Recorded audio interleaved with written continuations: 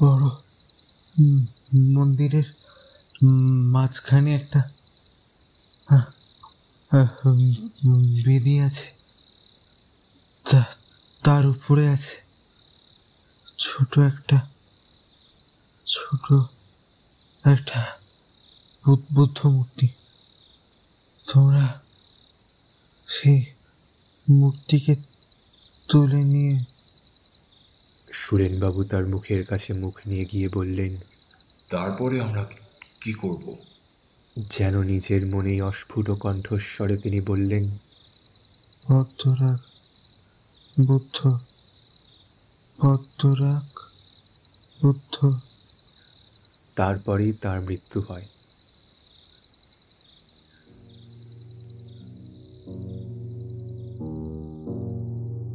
নমস্কার, আমি মানিক, হেমেন্দ্র কুমার রায়ের মানিক।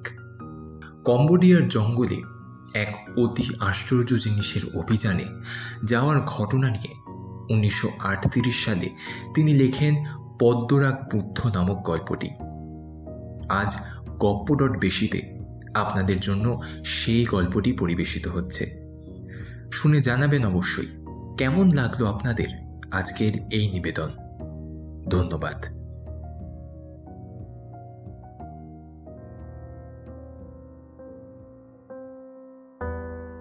জয়ন্ত ও মানিক সেদিন ডিনার খেতে গিয়েছিল পার্ক স্ট্রিটের এক অতি আধুনিক বন্ধুর বাড়িতে। জয়ন্ত ও মানিক থাকে বাগবাজারে, কিন্তু তাদের পার্ক স্ট্রিট বা সেই বন্ধুটি ছিলেন সেই জাতীয় মনুষ্য যারা বিশ্বাস করেন যে হক সাহেবের বাজারের উত্তরে আর আধুনিক ভদ্রলোকের বাস নেই। অতএব হক সাহেবের বাজারের দক্ষিণ দিকে আস্তানা গেড়ে এরা কোঁচানো কাপড় পরেন না, সিঙ্গারা কচুরি খেতে ভালোবাসেন না, অ আ ক খ ব্যবহার করেন না, ঘড়ি ধরে দাঁড়ি কামান, হাঁচেন কাশেন এবং স্বপ্ন দেখেন। জয়ন্ত ও মানিক যে এই শ্রেণীর বন্ধুর খুব অনুরাগী ছিল তা নয়। কলেজ ছাড়বার পর এর সঙ্গে পথে ঘাটে তাদের দেখা হয়েছে কালে ভদ্রে কদাচ।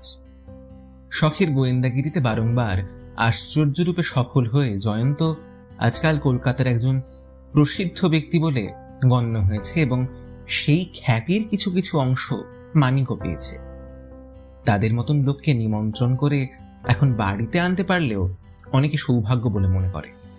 হয়তো সেই জন্যেই পার্ক স্ট্রিট আজ বাগবাজারকে করেছে ডিনার খাবার নিমন্ত্রণ। বাগবাজারকে চমকে দেবার জন্য পার্ক স্ট্রিট কোনো আয়োজনেই ত্রুটি করেনি। সেসব দেখে জয়ন্ত মানিক কোনো রকম বিস্ময় প্রকাশ করলে না বলে গৃহকর্তা বোধহয় মনে মনে কিঞ্চিত হতাশ হলেন। কিন্তু খানা খাবার টেবিলের উপরে মেনুতে খাদ্যের ফরাসি নামগুলো তাদের কাছে বড় বাড়াবাড়ি মনে হলো। জয়ন্ত বললে, ওহে, এই ফরাসি নামগুলোর ভেতরে গরু আর শুয়োরের মাংস লুকিয়ে নেই তো? গৃহকর্তা এতক্ষণে তল পেয়ে অট্টহাস্য করে বললেন, কেন হয়ে গরু আর শুয়োর সম্বন্ধে এখনো তোমাদের প্রাচীন কুসংস্কার আছে নাকি? জয়ন্ত গম্ভীর হয়ে বললে, তোমার কথার উত্তর দিতে গেলে তর্ক করতে হয়। খানার টেবিলের সামনে সে তর্ক করার অভ্যেস আমার নেই। আসল কথা, ও দুটো খাবার আমরা পছন্দ করি না। খানা শেষ হলে পর সকলে পাশের একটি ঘরে গিয়ে বসলেন। সে ঘরটি একেবারে একেলে কায়দায় সাজানো।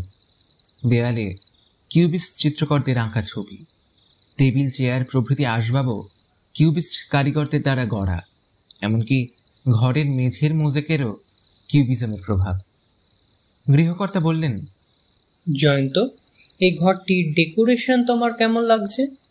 বেশ, কিন্তু ভারতবাসী যখন ঘরবাড়ি সাজায় তখন সে যদি ভারতের প্রাচীন শিল্পের আদর্শের দিকে লক্ষ্য রাখে তাহলে আমি বেশি খুশি হই।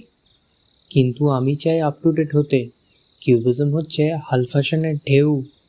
না, কিউবিজমের বয়স হলো 30-35 বছর। এখনকার আর্টে হাল ফ্যাশন এনেছেন হাইপার রিয়েলিস্ট শিল্পীরা। তাদের নাম তুমি শুনেছ? ওই মানে? তাহলে পার্ক স্ট্রিটে বাস করেও তুমি আপ টু ডেট হতে পারো না। তুমি জানো, যিনি কিউবিজম আবিষ্কার করেছেন তিনি এখন কিউবিজম ছেড়ে অন্য পদ্ধতিতে ছবি আঁকছেন। না, তাহলে হে বন্ধু, তুমি পার্ক স্ট্রিটের কালো কলঙ্ক। বন্ধু মনে মনে রেগে ঠোঁট কামড়ালেন। অধিকাংশ আধুনিক বাঙালি সাহেবের মতন তিনিও লোক দেখানো আধুনিক হয়েছেন। আর্টের অত খুঁটিনাটির খবর রাখবার উৎসাহ তার নেই। ডিনারের পর কফির পালা, কিন্তু কফির পেয়ালায় চুমুক দেবার সঙ্গে সঙ্গেই নামলো যেন আকাশ ভেঙে বৃষ্টির ধারা। হু হু করে ঝোড়ো হাওয়া ঘরের ভিতরে ঢুকে প্রথমেই কিউবিস্টদের আঁকা ছবিগুলোকে উড়িয়ে নিয়ে যাবার চেষ্টা করল। তখনই তাড়াতাড়ি দরজা জানলা বন্ধ করে দেওয়া হলো। 1, 2, 3 ঘন্টা গেল, তখনও ঝুপঝুপ করে বৃষ্টি পড়ছে। জয়ন্তের চোর ডাকাত ধরার কাহিনী শুনে গৃহকর্তার সময় কিন্তু বেশ কেটে যাচ্ছে। তার গল্প শোনার উৎসাহ যেন ফুরোতেই চায় না। কিন্তু শেষ গল্প শেষ করবার আগেই ঘড়িতে বাজল 12:30। জয়ন্ত উঠে দাঁড়িয়ে বললে, আর অপেক্ষা করা চলে না। পার্ক স্ট্রিট থেকে বাগবাজার মস্ত লম্বা দৌড়।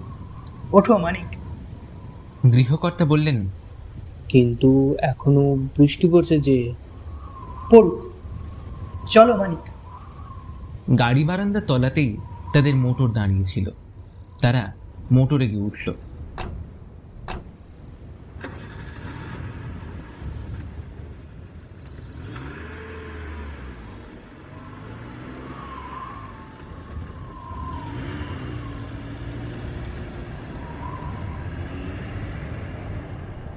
চৌরঙ্গি তখন একটা প্রকাণ্ড হ্রদে পরিণত হয়েছে।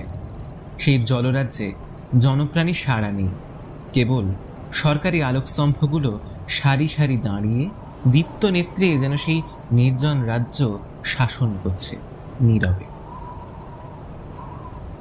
চৌরঙ্গি ছাড়িয়ে মোটর যখন সেন্ট্রাল অ্যাভিনিউতে প্রবেশ করলো, পথের জলও তখন বেড়ে উঠল। যতদূর চোখ যায় তাকেই দেখলে মনে হয় শহরের বুকের ভিতরে সুদীর্ঘ এক নদীর আবির্ভাব হয়েছে।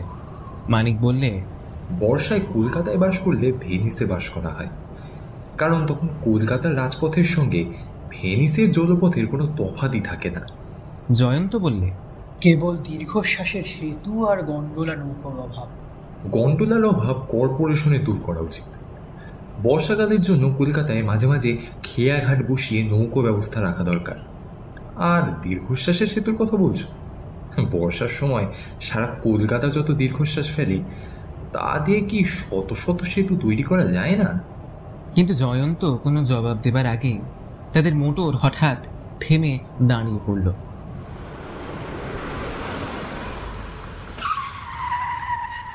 ড্রাইভার বললে, হুজুর, গাড়ি আর চলবে না। জয়ন্ত বললে, গাড়ি তো আর নৌকো নয়। এতক্ষণ সে যে নৌকোর কর্তব্য পালন করতে নারাজ হয়নি, এইটুকুই আশ্চর্য। এসো মানিক, এখন জলে ঝাঁপ দেওয়া ছাড়া আর কোনো উপায়ই নেই। সেখানটা হ্যারিসন রোডের মোড়। বাগবাজার তখন অনেক দূরে। দুজনে জল ভাঙতে ভাঙতে ধীরে ধীরে অগ্রসর হলো। পথের জল প্রবাহ ঠিক নদীর মতোই কোলাহল করতে করতে ছুটে চলেছে, এবং জলের মাঝে মাঝে ভাসছে মরা ও পচা ইঁদুর, কুকুর ও বিড়ালের মৃতদেহ। মানিক ঘৃণায় নাক টিপে ধরে বললে, বাবা, বাড়িতে গিয়ে জলে পার ম্যাঙ্গানেট আর পটাশ গুলে গা না ধুলে আর রক্ষা নেই। জয়ন্ত, পার্ক স্ট্রিটের ডিনার বুঝি আর বাগবাজারি পেটে থাকলো না বাবা।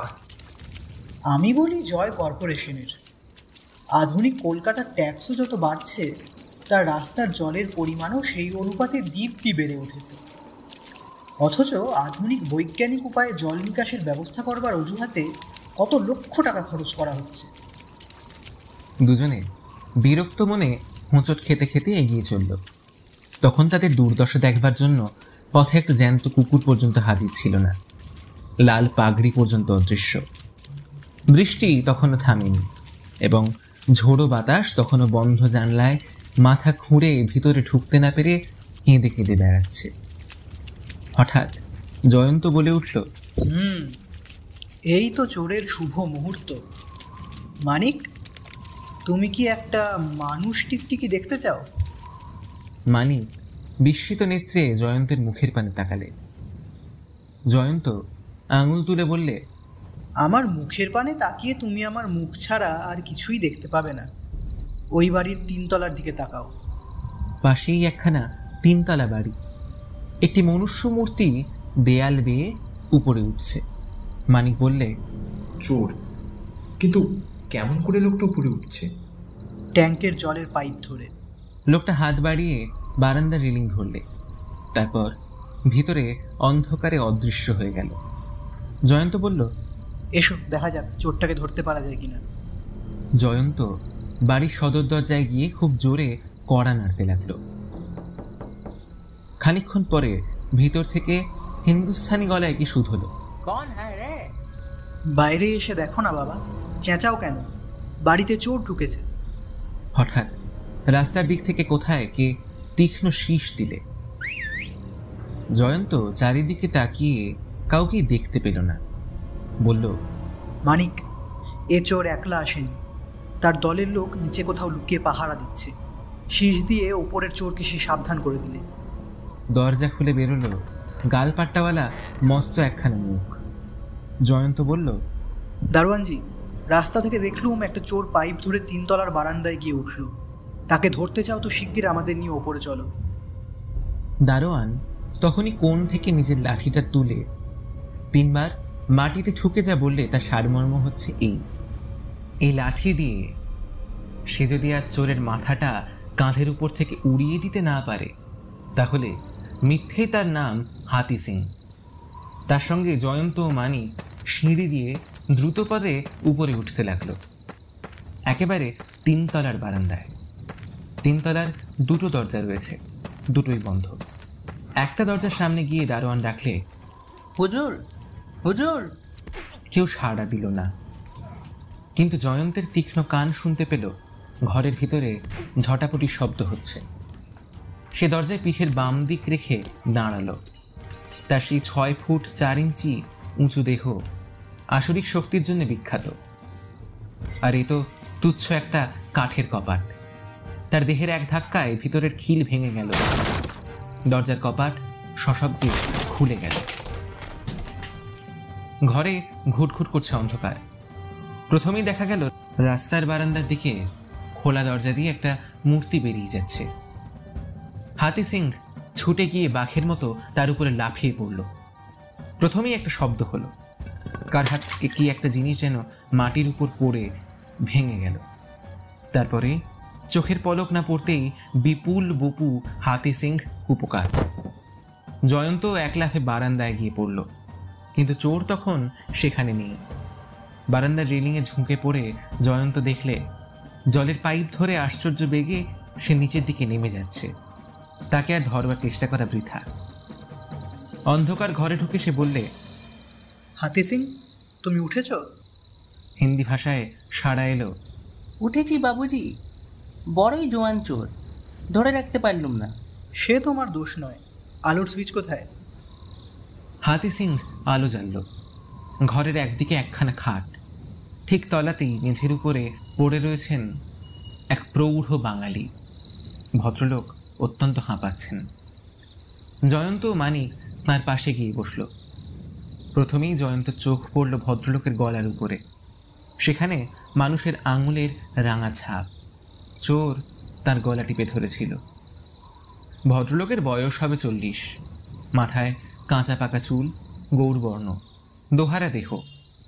হাতি সিং জল এনে তার গলায় ও মুখে ঝাপটা দিতে লাগলো। খানিকক্ষণ পরে ভদ্রলোক কতটা সামলে নিয়ে উঠে বসলেন।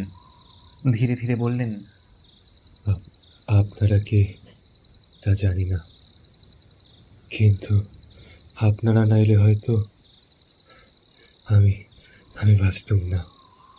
গেল সপ্তাহে আমার সহকারী বন্ধু সুরেনবাবুকে খুন করেছে, আর আজ হয়তো আমিও পরলোকে চলে যাচ্ছিল। মানিক বললে, আমি খবরের কাগজে পড়েছি গেল সপ্তাহে বিখ্যাত প্রত্নতাত্ত্বিক অমলচন্দ্র সেনের সহকারী সুরেন্দ্রনাথ বসুকে কেউ হত্যা করে পালিয়েছে। আপনি কি সেই সুরেনবাবুর কথা বলছেন? আজ্ঞে হ্যাঁ। তাহলে আপনি হচ্ছেন প্রত্নতাত্ত্বিক অমলচন্দ্র সেন। জয়ন্ত অবাক হয়ে অমলবাবুর মুখের দিকে তাকালে। অমলবাবুর বিখ্যাত নাম সেও শুনেছে বটে, কিন্তু প্রত্নতাত্ত্বিকের নিরীহ দেহের উপরে এমন মারাত্মক আক্রমণ কেন? পুরনো পোকায় কাটা পুঁথিপত্র, অচল শিকেলে মুদ্রা আর ভাঙা ইট কাঠ পাথর নাড়াচাড়া করা যাদের একমাত্র পেশা, তাঁদেরই একজনকে পাঠানো হয়েছে পরলোকে এবং আরেকজনকেও। তার চিন্তায় বাধা পড়ল। অমলবাবু হঠাৎ সবিস্ময়ে বলে উঠলেন, ও কি, ওই বুদ্ধ মূর্তিটা ওখানে পড়ে কেন? ওটা ভাঙলই বা কি করে? জয়ন্ত চেয়ে দেখল বারান্দার দিকে দরজার সামনে মাটির উপরে একটি বুদ্ধ মূর্তি পড়ে রয়েছে। তার মুন্ড ভেঙে আরেক দিকে গড়িয়ে গিয়েছে। সে বললে, এখন বোঝা যাচ্ছে হাতি সিং যখন চোরকে আক্রমণ করে তখন ওই মূর্তিটাই চোরের হাত থেকে পড়ে ভেঙে গিয়েছিল। শব্দটা আমি তখনই শুনেছিলাম, কিন্তু কারণ বুঝতে পারিনি। অমলবাবু উত্তেজিত কণ্ঠে বললেন, এত জিনিস থাকতে চোর ওই বুদ্ধ মূর্তি নিয়ে পালাচ্ছিল? চোর ওই বুদ্ধ মূর্তি নিয়ে? বলতে বলতে তিনি হঠাৎ আবার থেমে গেলেন। জয়ন্ত নীরবে তার ভাবভঙ্গি লক্ষ্য করতে লাগল। সে বেশ বুঝল অমলবাবু আজকের এই বিপদের একটা হদিশ খুঁজে পেয়েছেন। খানিকক্ষণ পরে অমলবাবু বললেন, আপনারা আমার প্রাণ রক্ষা করলেন, কিন্তু আপনাদের পরিচয় জানা হলো না যে? জয়ন্ত বললে, জানাবার মতো পরিচয় আমাদের কিছুই নেই। আমার নাম জয়ন্ত, আর আমার বন্ধুর নাম মানিকলাল। আমাদের শখ হচ্ছে গোয়েন্দাগিরি। আপনাদের কথা আমিও বোধহয় শুনেছি। বৈজ্ঞানিক অপরাধী ভবতোষ মজুমদারকে কি আপনারাই ধরিয়ে দিয়েছিলেন? অনেকটা তাই বটে, কিন্তু পুলিশ বলবে ভবতোষকে ধরেছিলেন ইন্সপেক্টর সুন্দরবাবু। পুলিশ যা বলে বলুক, কিন্তু আসল বাহাদুরি কার, লোকে তা জানে। তবে আপনারা এখানে এলেন কেমন করে? জয়ন্ত সব খুলে বললে। অমলবাবু বললেন, জয়ন্তবাবু, স্বয়ং ভগবান আপনাদের এখানে পাঠিয়েছেন। জয়ন্ত হাসতে হাসতে বলল, অনেকটা সেই রকমই মনে হয় বটে, নইলে হঠাৎ এই দুর্যোগ, জলমগ্ন রাস্তা, মোটরের বিদ্রোহ, যথাসময়ে আপনার বাড়ির সামনে আমাদের আবির্ভাব, এ সমস্তই অর্থহীন হয়ে পড়ে। দেখুন, ওই বুদ্ধ মূর্তিটি এতদিন আমার সহকারী সুরেনবাবুর বাড়িতে ছিল। ওই মূর্তিটা আমরা 4 মাস আগে কম্বোডিয়ায় গিয়ে পেয়েছিলাম। কাম্বোডিয়ায়, যেখানে জঙ্গলের ভেতরে প্রসিদ্ধ প্রাচীন হিন্দু মন্দির ওঙ্কার ধাম আছে? সেই পিরামিডের চেয়েও আশ্চর্য মন্দির থেকে আরও তফাতে জঙ্গলের ভিতরে প্রাচীন হিন্দুদের আরও অনেক কীর্তি লুকানো আছে। খোঁজে গিয়েই আমরা এই বুদ্ধ মূর্তিটি পাই। এই মূর্তিটি পাওয়ারও একটা বিচিত্র ইতিহাস আছে, সে কথা পরে বলবো। মূর্তিটি এতদিন সুরেনবাবুর কাছে ছিল, তারপর? গেল হপ্তায় একদিন ওই মূর্তিটি আমার পরীক্ষা করবার দরকার হয়, তাই মূর্তিটি আমি সুরেনবাবুর কাছ থেকে আনিয়ে নিই। ঠিক সেই রাত্রেই সুরেনবাবুকে গলা টিপে হত্যা করে। কেবল তাই নয়, সুরেনবাবুর ঘরে আরও অনেক মূর্তি ছিল। হত্যাকারী সেগুলো নিয়ে নাড়াচাড়া করেছিল, তারও প্রমাণ পাওয়া যায়। কিন্তু হত্যাকারী কোনো জিনিস বা মূর্তি নিয়ে যায়নি। পুলিশ এই হত্যার কোনো যুক্তিসঙ্গত কারণ খুঁজে পায়নি। জয়ন্তবাবু, হত্যাকারী কিসের খোঁজে সুরেনবাবুর ওখানে গিয়েছিল তা বলতে পারেন? আপনার আর কিছু বলবার আছে? আছে। আমার কোনো শত্রু নেই।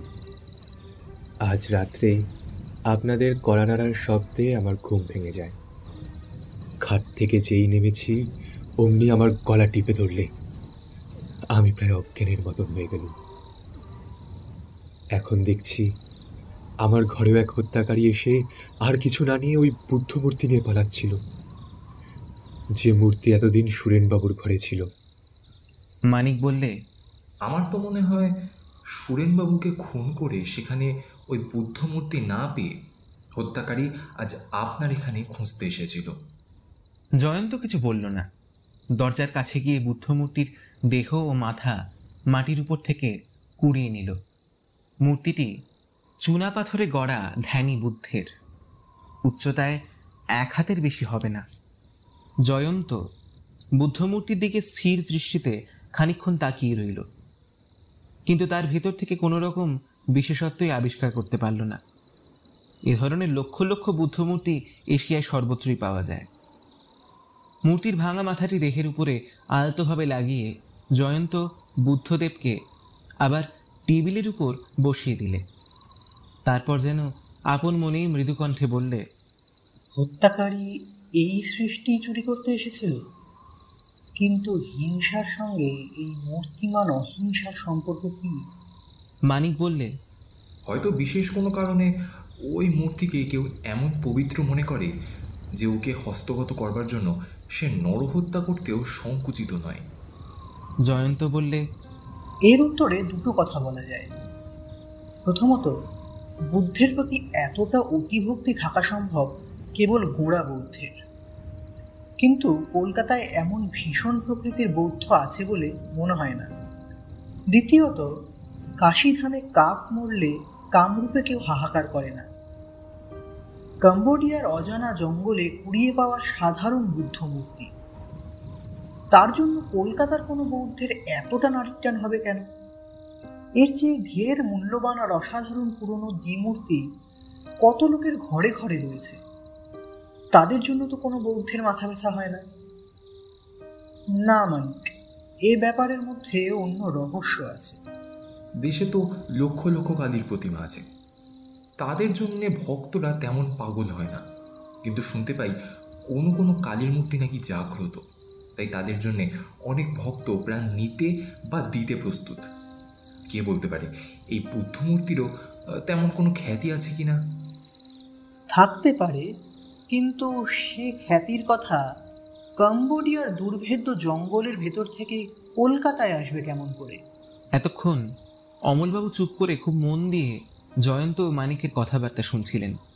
এখন তিনি বললেন, জয়ন্তবাবু, আমার মনে হচ্ছে মূর্তিটি কেমন করে আমরা পেয়েছিলাম সে গল্পটাও আপনাদের কাছে বলা উচিত। হয়তো তাহলেই আপনাদের কোনো প্রশ্নের উত্তর পাওয়া সহজ হবে। জয়ন্ত একখানে চেয়ার টেনে বসে পড়ে বলল, বলুন, আমরা গল্প শুনতে ভালোবাসি। বহুদিন থেকেই আমি কাম্বোডিয়ার ওঙ্কারধামের কথা শুনে আসছি। তাই মাস কয়েক আগে আমি যখন সুরেনবাবুর কাছে প্রাচীন হিন্দুদের এই বিরাট কীর্তি মন্দির দেখতে যাবার প্রস্তাব করলুম, তখন তিনিও খুব উৎসাহিত হয়ে উঠলেন। কিন্তু আমরা তো সাধারণ ভ্রমণকারী নই, আমরা হচ্ছি আর্কিওলজিস্ট। আমাদের অন্য উচ্চাকাঙ্ক্ষাও ছিল। শুনেছি ওঙ্কারধামের চারিদিককার গভীর অরণ্যের মধ্যে এমন আরও অনেক হিন্দু কীর্তি আছে যা এখনো আবিষ্কৃত হয়নি। আমাদের প্রধান উদ্দেশ্য ছিল তাদের সন্ধান নেওয়া। যথাসময়ে যাত্রা করলুম। তারপর সাগর নগর অরণ্য পার হয়ে কি করে যে ওঙ্কারধামের আকাশ ছোঁয়া ও দৃষ্টিসীমা ছাড়ানো ধ্বংসস্তূপের পরিত্যক্ত বিজন বিরাটতার ছায়ায় এসে দাঁড়ালুম, সেসব কথা এখানে বলবার দরকার নেই। গৌরবময় অতীতের এই মূর্তিমান মৃত্যু নিঃসার দীর্ঘশ্বাসের মধ্যে একদিন আমি আর সুরেনবাবু সবিস্ময়ে ঘুরে বেড়াচ্ছি। এমন সময় শুনতে পেলাম পাশের ভাঙা মন্দিরের ভিতরে কে যেন কাতর আর্তনাদ করছে। মন্দিরের মধ্যে ঢুকে দেখলুম একদিকে একজন বর্মী ভঙ্গি বা বৌদ্ধ সন্ন্যাসী শুয়ে প্রায় অচেতন অবস্থায় ছটফট করছে, আর্তনাদ করছে। তার গায়ে হাত দিয়ে দেখলুম জ্বরে যেন গা পুড়ে যাচ্ছে। সুরেনবাবু চিকিৎসা শাস্ত্র জানতেন, তার সঙ্গে ঔষধের বাক্সও ছিল। চিকিৎসার গুণে দুদিন পরে সন্ন্যাসীর অসুখ কিছু কমল। তার মুখে শুনলুম তিনি ওঙ্কারধাম বেড়াতে এসে এই বিপদে পড়েছেন।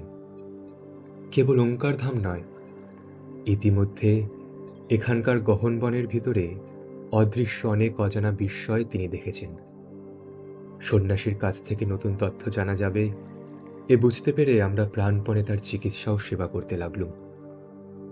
কিন্তু কিছুতেই কিছু হলো না।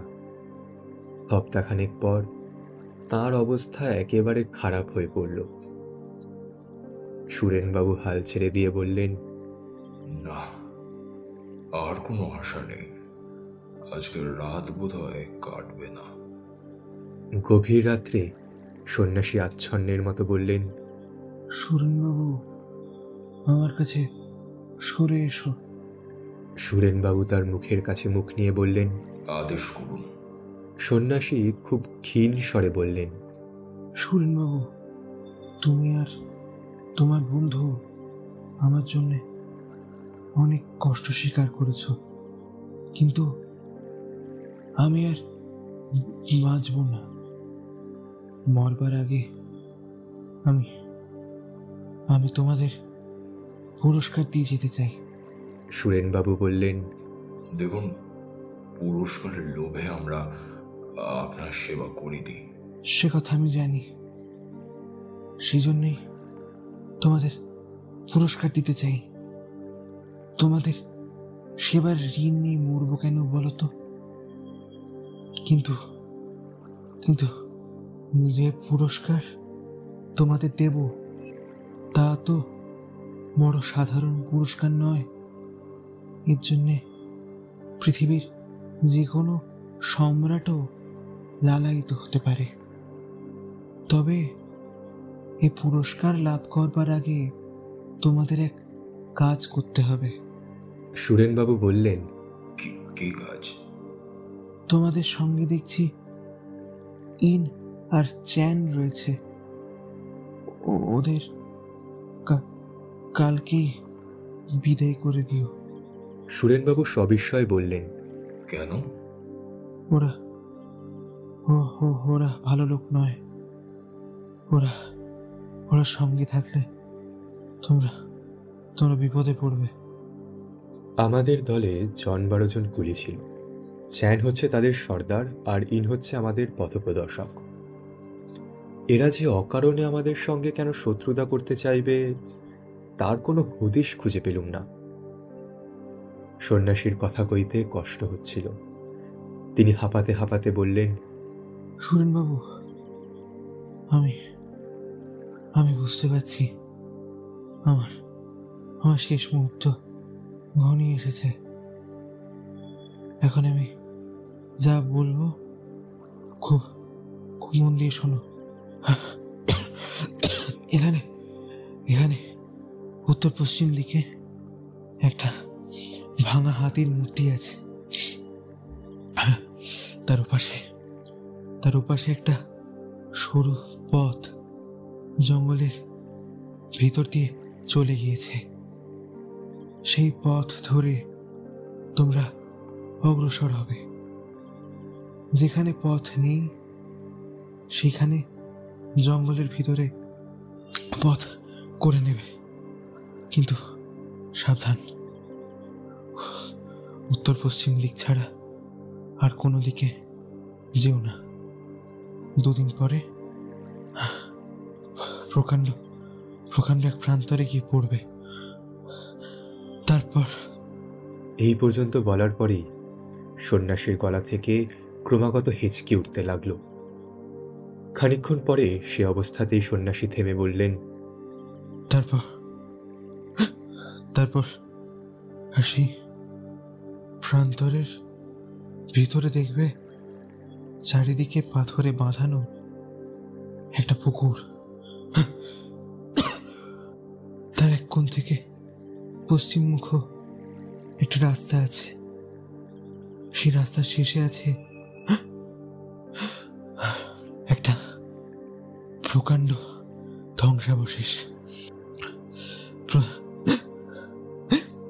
প্রধান মন্দিরের 4 কোণে আরো 4টে ছোট ছোট ভাঙা মন্দিরও আছে। সন্ন্যাসীর হাঁপ ও হেঁচকি আরো বেড়ে উঠল, কিন্তু আমাদের আগ্রহ তখন জেগে উঠেছে। বারংবার জিজ্ঞাসা করতে লাগলুম, তারপর? কিছুক্ষণ পরে অতি কষ্টে তিনি বললেন, বড় মন্দিরের মাঝখানে একটা বেদি আছে। তার উপরে আছে ছোট একটা বুদ্ধ মূর্তি। তোমরা সেই মূর্তিকে তুলে নিয়ে। সন্ন্যাসী আবার থেমে গেলেন। তার দুই চোখ মুদে এলো। সুরেনবাবু তার মুখের কাছে মুখ নিয়ে গিয়ে বললেন, তারপরে আমরা কি করব? কিন্তু সে কথা সন্ন্যাসী শুনতে পেলেন বলে মনে হলো না। যেন নিজের মনেই অস্ফুট কণ্ঠস্বরে তিনি বললেন, পদ্মরাগ বুদ্ধ, পদ্মরাগ বুদ্ধ। তারপরেই তার মৃত্যু হয়। এরপরের কথা আমি খুব সংক্ষেপেই সারব। আমরা সন্ন্যাসীর কথার আসল অর্থ বুঝতে পারলুম না বটে, কিন্তু তার আদেশ অক্ষরে অক্ষরে পালন করলুম।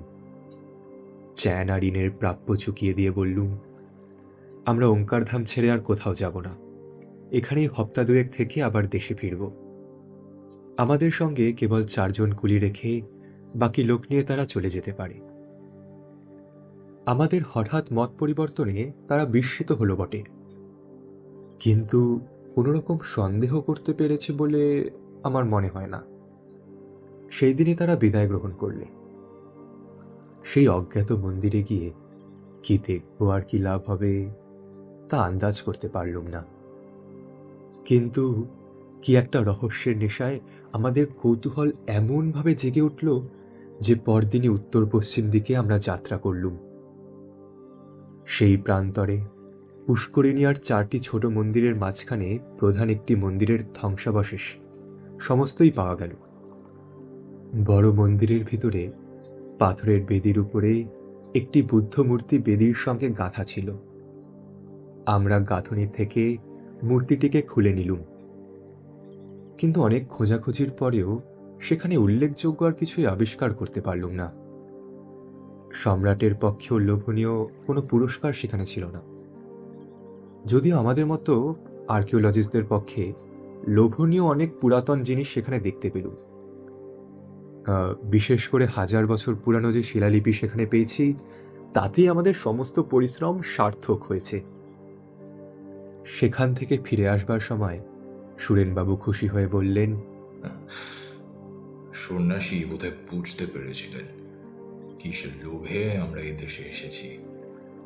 যে শিলালিপি আমরা পেয়েছি তার যে অমূল্য সম্পদ আর কি থাকতে পারে। হ্যাঁ জয়ন্তবাবু, চোরাজ যে বুদ্ধ মূর্তি চুরি করবার চেষ্টা করছিল, ওইটিকেই আমরা সেই বড় মন্দিরের ভিতরে পেয়েছিলাম।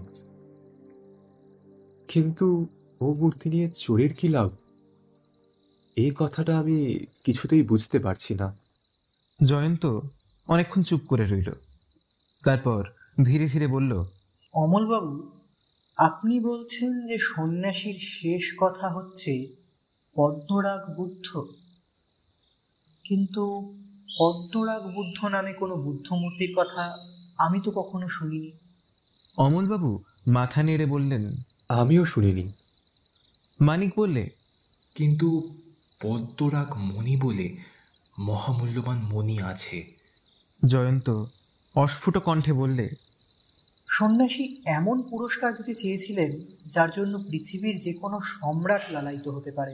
এরা ওখান থেকে এনেছেন চুনা পাথরে গড়া এক বুদ্ধ মূর্তি, আরেকখানা শিলালিপি। রাজা মহারাজার কাছে তা তুচ্ছ, অথচ এই সামান্য বুদ্ধ মূর্তিও চোরে চুরি করতে চায়। এর জন্য মানুষ খুন করতেও ভয় পায় না। আশ্চর্য রহস্য। সে বুদ্ধমূর্তির ভাঙা মাথাটা টেবিলের উপর নামিয়ে রেখে দেহটা আবার তুলে নিলে, তারপর তাকে উল্টে ধরে খানিকক্ষণ পরীক্ষা করে বললে, দেখো মানিক, এর তলার দিক। মানিক দেখলে মূর্তির তলায় খানিকটা জায়গায় গুঁড়ো পাথরের প্রলেপ মাখানো হয়েছে। সে বললে, এখানে একটা ছেঁদা ছিল, এখন ভরাট করে দেওয়া হয়েছে না? জয়ন্ত হঠাৎ মূর্তিটা উঁচুতে তুলে ধরে মাটির উপরে সজোরে নিক্ষেপ করলে। সেটা সশব্দে চূর্ণ বিচূর্ণ হয়ে চারিদিকে ছড়িয়ে পড়ল। অমলবাবু হাঁ হাঁ করে উঠলেন। হে কি করলেন? ওর পিছনে যে ব্রাহ্মী লিপি ছিল। জয়ন্ত সে কথার কোনো জবাব না দিয়ে হেঁট হয়ে ভাঙা টুকরোর ভিতর থেকে একটা জিনিস নিয়ে সকলের চোখের সামনে তুলে ধরলে। জিনিসটা তামার একটা কৌটোর মতো, অনেকটা বিলিতি সেভিং স্টিকের কৌটোর মতন দেখতে, তেমনই গোল, কিন্তু তার চেয়ে লম্বা, প্রায় 1 বিঘত হবে। জয়ন্ত বললে, মূর্তির ভিতরে খুদে এই কৌটোটা পুড়ে তলার ছেঁদা আবার বন্ধ করে দেওয়া হয়েছিল। অমলবাবু খানিকক্ষণ হতভম্বের মতো চুপ করে থেকে বললেন, ও কৌটের ভিতর কি আছে? সেইটাই এখন দেখতে হবে, কারণ এর ভিতর যা আছে তার লোভেই আজ এখানে চোরের আবির্ভাব হয়েছিল। সে কৌটোর ঢাকনা খুলে তার ভিতর থেকে বার করলে একটি চাবি ও একটি সোনার চাকতি। অমলবাবু বললেন, ও আবার কি? জয়ন্ত জবাব না দিয়ে চাকতিটা খানিকক্ষণ পরীক্ষা করে বলল, এতে কি একটা নকশা খোদা রয়েছে। নকশা? হ্যাঁ। বলেই সে টেবিলের ধারে আলোর কাছে গিয়ে বসল। তারপর পকেট থেকে কাগজ, পেন্সিল ও ম্যাগনিফাইং গ্লাস বার করলে। বাঁ হাতে চাকতির উপরে ম্যাগনিফাইং গ্লাস ও ডান হাতে কাগজের উপরে পেন্সিল ধরে সে তখনই তাড়াতাড়ি আরেকখানা বড় নকশা তৈরি করে ফেললে। তারপর উঠে দাঁড়িয়ে কাগজে আঁকা নকশাখানা অমলবাবুর হাতে সমর্পণ করলে। অমলবাবু কাগজখানার দিকে তাকিয়ে সবিস্ময়ে বলে উঠলেন, আরে, এই যে প্রান্তরের সেই মন্দিরের নকশা, এই মন্দিরেই তো আমরা ওই বুদ্ধমূর্তি পেয়েছি। জয়ন্ত খুব খুশি মুখে পকেট থেকে রূপোর নস্যিদানি বার করে দুবার নস্যি নিয়ে বললে,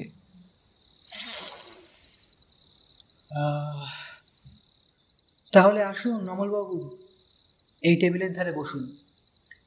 ভালো করে আপনি একবার নকশাখানা দেখুন।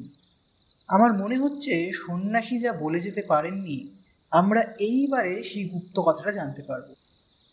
পদ্মরাগ বুদ্ধ, পদ্মরাগ বুদ্ধ, রহস্যময় নাম। অমলবাবু নকশার কাগজখানার দিকে দৃষ্টি নিবদ্ধ করে অনেকক্ষণ বসে রইলেন। তারপর বললেন, দেখুন জয়ন্তবাবু, এখানে যে সেই মন্দিরের নকশা, তাতে আর একটুও সন্দেহ নেই।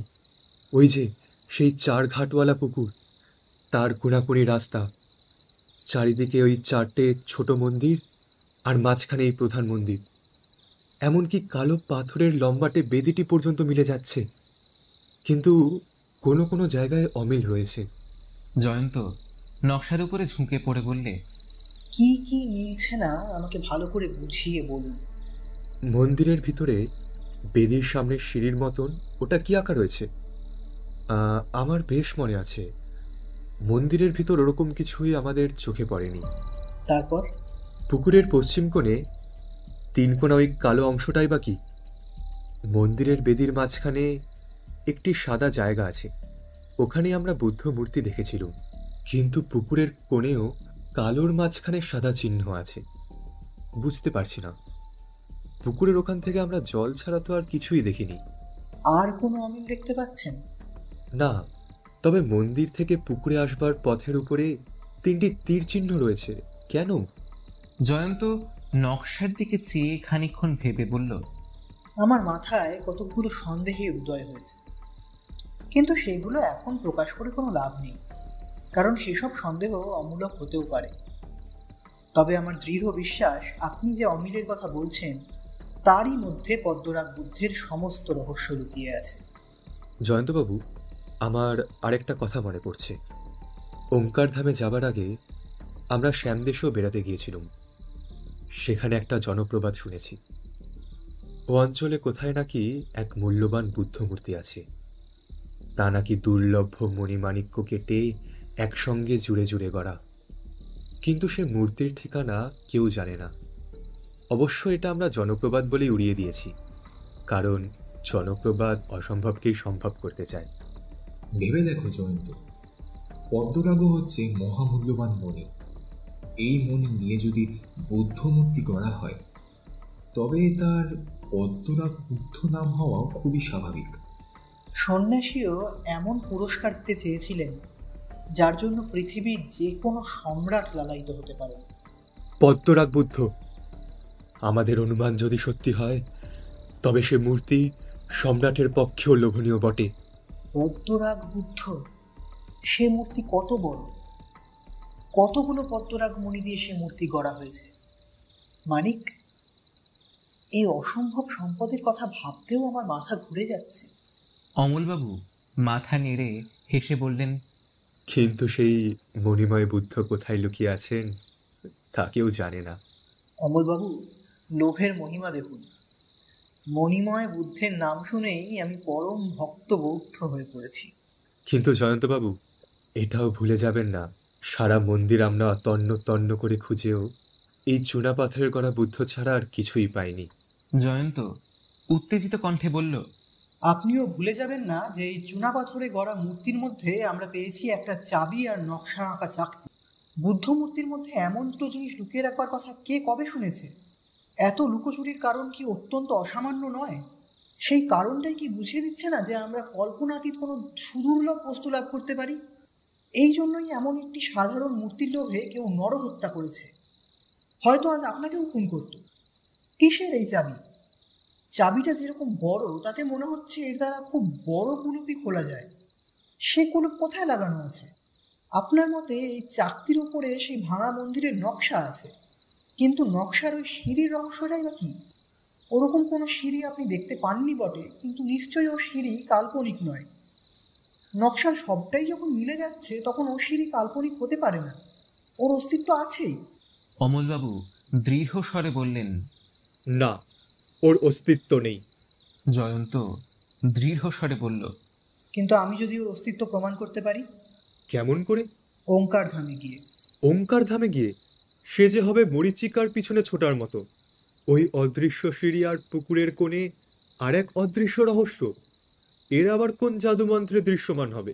বুদ্ধির জাদুমন্ত্রে অমলবাবু, বুদ্ধির জাদুমন্ত্রে। অমলবাবু আহত কণ্ঠে বললেন, অদৃশ্য সিঁড়ি দেখতে পাইনি বলে আপনি কি আমাকে এক নম্বরের গাধা বলে মনে করেন?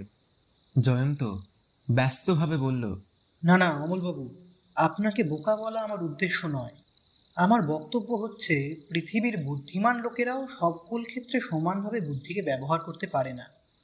ধরুন প্রত্নতত্ত্বের কথা, ও বিভাগে আপনার তুলনায় আমার বুদ্ধি একেবারেই অকেজো। আবার আমার বিভাগে আপনার মাথাও বেশি সুবিধা করে উঠতে পারবে বলে মনে হচ্ছে না। এই চাবি আর সোনার চাকতির ব্যাপারটাই ভেবে দেখুন। বুদ্ধদেবের মূর্তি আপনাদের কাছে এতদিন ধরে রয়েছে, তবু এমন দুটো অদ্ভুত জিনিস আপনারা আবিষ্কার করতে পারেননি। আর একটা মাত্র প্রমাণ হাতে হাতে দিতেই পারি। এখানে এসেই আমি যখন বারান্দায় গিয়েছিলাম তখন কতকগুলো কাদা মাখা পায়ের দাগ চোখে পড়েছিল। এতক্ষণ সেগুলো পরীক্ষা করবার সময় পাইনি। এইবারে তাদের কাছে যাওয়া যাক। আসুন অমলবাবু, এসো মানিক। সকলে বারান্দায় গিয়ে দাঁড়ালেন। লম্বা বারান্দায় সারি সারি পায়ের দাগ রয়েছে, তার অনেকগুলোই বেশ স্পষ্ট। জয়ন্ত বলল, এগুলো নিশ্চয়ই চোরের পায়ের দাগ। আচ্ছা অমলবাবু, এই দাগগুলো দেখে আপনার কি মনে হয়? অমলবাবু সেগুলোর উপরে একবার চোখ বুলিয়ে বললেন, কি আবার মনে হবে? ওগুলো হচ্ছে চোরের পায়ের দাগ। জয়ন্ত হেঁট হয়ে পড়ে দাগগুলো তীক্ষ্ণ নেত্রে পরীক্ষা করতে করতে বলল, আর কিছু মনে হয় না? অমলবাবু বললেন, আমার মনে হয় দাগগুলো অতিরিক্ত বড়। কিন্তু জয়ন্তবাবু, পায়ের দাগ নিয়ে এত বেশি মাথা ঘামাবার কি আছে? আসামি যখন পলাতক, তখন ওই দাগগুলোর ভিতর থেকে তাকে তো আর গ্রেপ্তার করা যাবে না। কিন্তু সে কথা বোধহয় জয়ন্তের কানে ঢুকল না। পকেট থেকে নস্যিদানি বার করে সে ঘন ঘন নস্যি নিতে লাগলো নীরবে। তারপর সে বলল, পৃথিবীতে যেদিন থেকে অপরাধ সৃষ্টি হয়েছে সেই দিন থেকেই যেসব প্রমাণের জোরে অপরাধী ধরা পড়ছে তার মধ্যে পায়ের দাগই হচ্ছে প্রধান। একটু থেমে হঠাৎ ফিরে দাঁড়িয়ে সে আবার বলল, অমলবাবু, আমি একটি লোকের চেহারার কথা বলবো। তাকে আপনি চেনেন কি? মাথায় সে খুব ঢ্যাঙা, মাপলে 7 ফুটও হতে পারে। তার দেহ রীতিমতো হৃষ্টপুষ্ট, তার গায়ে অসুরের মতন জোর। সে ডান পাশে একটু বেশি হেলে পড়ে হাঁটে, আর তার ডান পায়ের কোড়ে আঙুল নেই। মুখে চোখে গভীর বিস্ময়ের চিহ্ন ফুটে উঠল। তিনি তাড়াতাড়ি বললেন, জয়ন্তবাবু, আপনি চ্যানকে চিনলেন কেমন করে? জয়ন্ত 2 ভুরু কুঁচকে জিজ্ঞাসা স্বরে বলল, চ্যান? হ্যাঁ হ্যাঁ, চ্যান। ওঙ্কার ধামে সে আমাদের কুলির সর্দার ছিল। সন্ন্যাসীর কথায় তাকে আর তার বন্ধু ইনকে আমরা বিদায় করে দিয়েছিলুম। আপনার মুখে এখনই অবিকল চ্যানেরই বর্ণনা শুনলুম, আর তাকে আপনি চেনেন না? জয়ন্ত আরেকটি নস্যি নিয়ে খুশি মুখে বলল, না, চ্যানকে আমি চিনি না। তাহলে চ্যানের দেহ হচ্ছে বেজায় ঢ্যাঙা, জোয়ান আর মোটাসোটা। হ্যাঁ, আর তার ডান পায়ের কোড়ে আঙ্গুল নেই। উত্তম। মানিক, কাল ভোরে উঠেই আগে আমাদের বন্ধু ইন্সপেক্টর সুন্দরবাবুকে ফোন করে সব কথা জানিও। চ্যানের নামে কালকেই যেন ওয়ারেন্ট বের করা হয়, কারণ খুব সম্ভবত সুরেনবাবুকে সেই ফোন করেছে। আর আজ চ্যানই যে অমলবাবুকে ফোন করতে উদ্যত হয়েছিল তার প্রমাণ ওই পদচিহ্ন। অমলবাবু অভিভূত স্বরে বললেন, জয়ন্তবাবু কি বলছেন? চ্যান কি কলকাতায় আছে? পদচিহ্ন তো সেই সাক্ষ্যই দিচ্ছে। পদচিহ্ন? অসম্ভব। পায়ের দাগে কি চেহারার বর্ণনা লেখা থাকে? থাকে। এ বর্ণনা করতে পারে কেবল বিশেষ বুদ্ধি। পায়ের দাগগুলো আরেকবার ভালো করে দেখুন। বর্ণনা করতে বেশি সময় লাগবে না। আপনিও তো দেখেছেন পায়ের ছাপগুলো অতিরিক্ত বড়। সাধারণত ছোট চেহারার পায়ের দাগ এত বড় হয় না। তারপর প্রত্যেক পদচিহ্নের মাঝখানকার ব্যবধান লক্ষ্য করে দেখুন। এই ব্যবধানের মাপ দেখেও আকৃতির আন্দাজ করা যায়। বেঁটে লোকের চেয়ে ঢ্যাঙা লোকেরা বেশি তফাতে পা ফেলে হাঁটে। দাগগুলো কিরকম স্পষ্ট দেখেছেন? হালকা দেহ বহন করে যেসব পা, তাদের ছাপ আরো কম স্পষ্ট হয়। ডান পায়ের প্রত্যেক ছাপের ডান পাশটা বেশি চেপে মাটির ওপরে পড়েছে, কারণ এগুলো যার পায়ের দাগ সে ডান পাশে বেশি হেলে হাঁটে। তার ডান পায়ের কোড়ে আঙুল যে নেই এ সত্য তো ছাপ দেখে বালকেরাও ধরতে পারে। আর তার গায়ের জোর তো আমরা সকলেই দেখেছি। সে আজ চোখের পলকে আপনার অত বড় পালোয়ান দারোয়ানকে কুপকাত করে সরে পড়েছে। দেখেছেন তো অমলবাবু, আমাকে বেশি বুদ্ধি খরচ করতে হয়নি। আমি কেবল বুদ্ধির যথা ব্যবহার করেছি। সাধারণ লোকে যা করতে পারে না। অমলবাবু অস্ফুট স্বরে বললেন, কিন্তু চ্যান এসেছিল আমাকে খুন করতে। কোথায় কাম্বোডিয়া আর কোথায় কলকাতা? কি আশ্চর্য! এতে আশ্চর্য হওয়ার কিছুই নেই। ওঙ্কারধামের সন্ন্যাসী তো চ্যান আর ইন সম্বন্ধে আপনাদের আগেই সাবধান করে দিয়েছিলেন। নিশ্চয়ই তিনি জানতেন যে চ্যান আর ইন পদ্মরাগ বুদ্ধের সন্ধানে আছে। পদ্মরাগ বুদ্ধকে লাভ করতে হলে যে চুনা পাথরে গড়া বুদ্ধ মূর্তিটিকে দরকার, চ্যান কোনগতিকে সেটা টের পেয়েছে।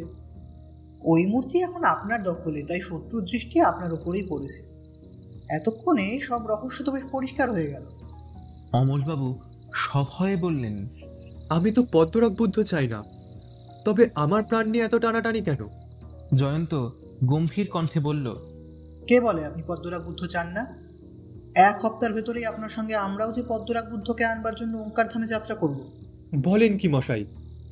একটা জনপ্রবাদের পিছনে দৌড়ে অপঘাতে মারা পড়ব? পদ্মরাগ বুদ্ধের মূল্য যদি লক্ষ কোটি টাকাও হয়, তাহলে ওর মধ্যে আমি নেই। আপাতত কেবল চ্যানের সাংঘাতিক অনুগ্রহ থেকে আমাকে রক্ষা করুন। প্রতিদানে ওই চাবি আর চাকরি আপনাদের হাতে আমি সমর্পণ করলুম। পদ্মরাগ বুদ্ধ পেলে সে মূর্তি নিয়ে আপনারা যা খুশি তাই করতে পারেন। ওর উপরে আমার একটুও লোভ নেই।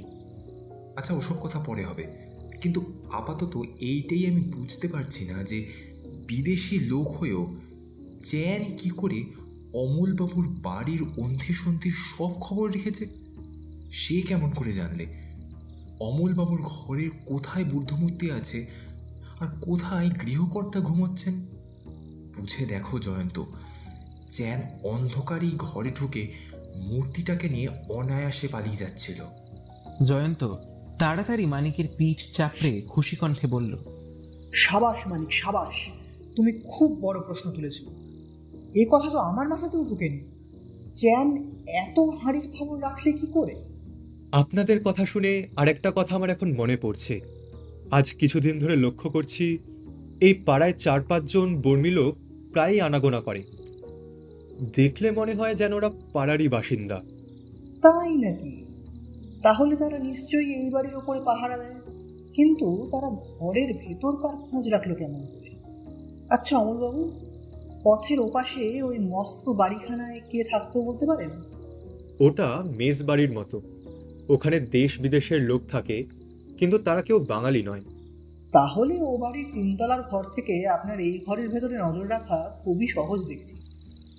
কে বলতে পারে এই মুহূর্তেও ওইখানে বসে কেউ আমাদের গতিবিধি লক্ষ্য করছে কিনা। অমলবাবু চমকে উঠলেন, ম্লান মুখে বললেন, বলেন কি? আমি কি তবে শিউরের সমন নিয়ে বাস করছি? আচ্ছা, একটা পরীক্ষা করা যাক। আমরা দুজনে আপনাকে নমস্কার করে ঘর থেকে বেরিয়ে যাই, আপনিও প্রতি নমস্কার করে ঘরের আলো নিভিয়ে দিন। যদি কোথাও শত্রু জেগে থাকে, সে মনে করবে আমরা বিদেয় হয়েছি আর আপনি আবার শুয়ে পড়েছেন। এই পরীক্ষার ফল কি হয় দেখা যাক।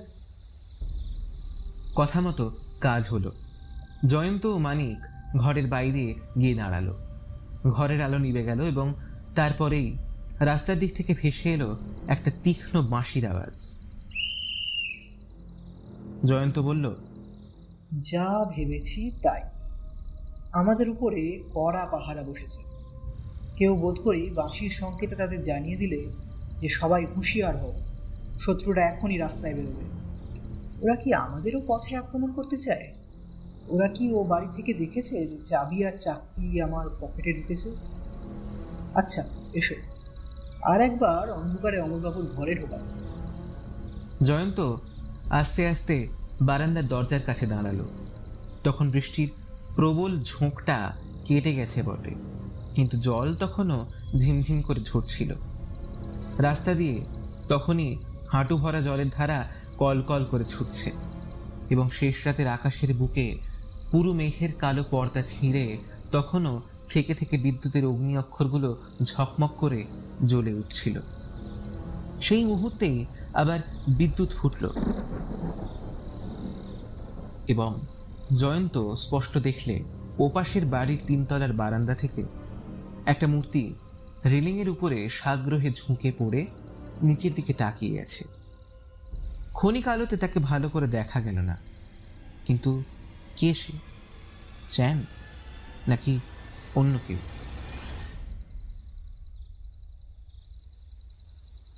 অমলবাবু সভয়ে বলে উঠলেন, কি ভয়ানক! দেখুন জয়ন্তবাবু, দেখুন, সত্যি তো ও বাড়ির বারান্দায় একটা লোক দাঁড়িয়ে রয়েছে। এই শেষ রাতে এমন দুর্যোগে রাস্তার দিকে অত আগ্রহে ঝুঁকে পড়ে লোকটা দেখছে কি? জয়ন্ত বললে, এতক্ষণ ও লোকটা নিজের অন্ধকার ঘরে বসে আমাদের ঘরের সমস্ত দৃশ্য লক্ষ্য করছিল।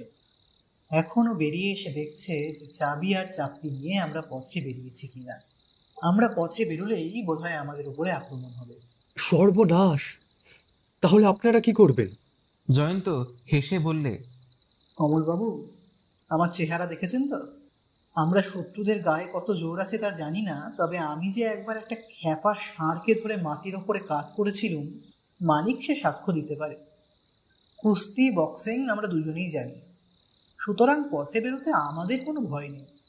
কিন্তু অকারণে অশান্তি সৃষ্টি না করে আজ আমরা এখানেই রাতটা কাটাতে চাই। এতে আপনার আপত্তি নেই তো? আপত্তি? বিলক্ষণ!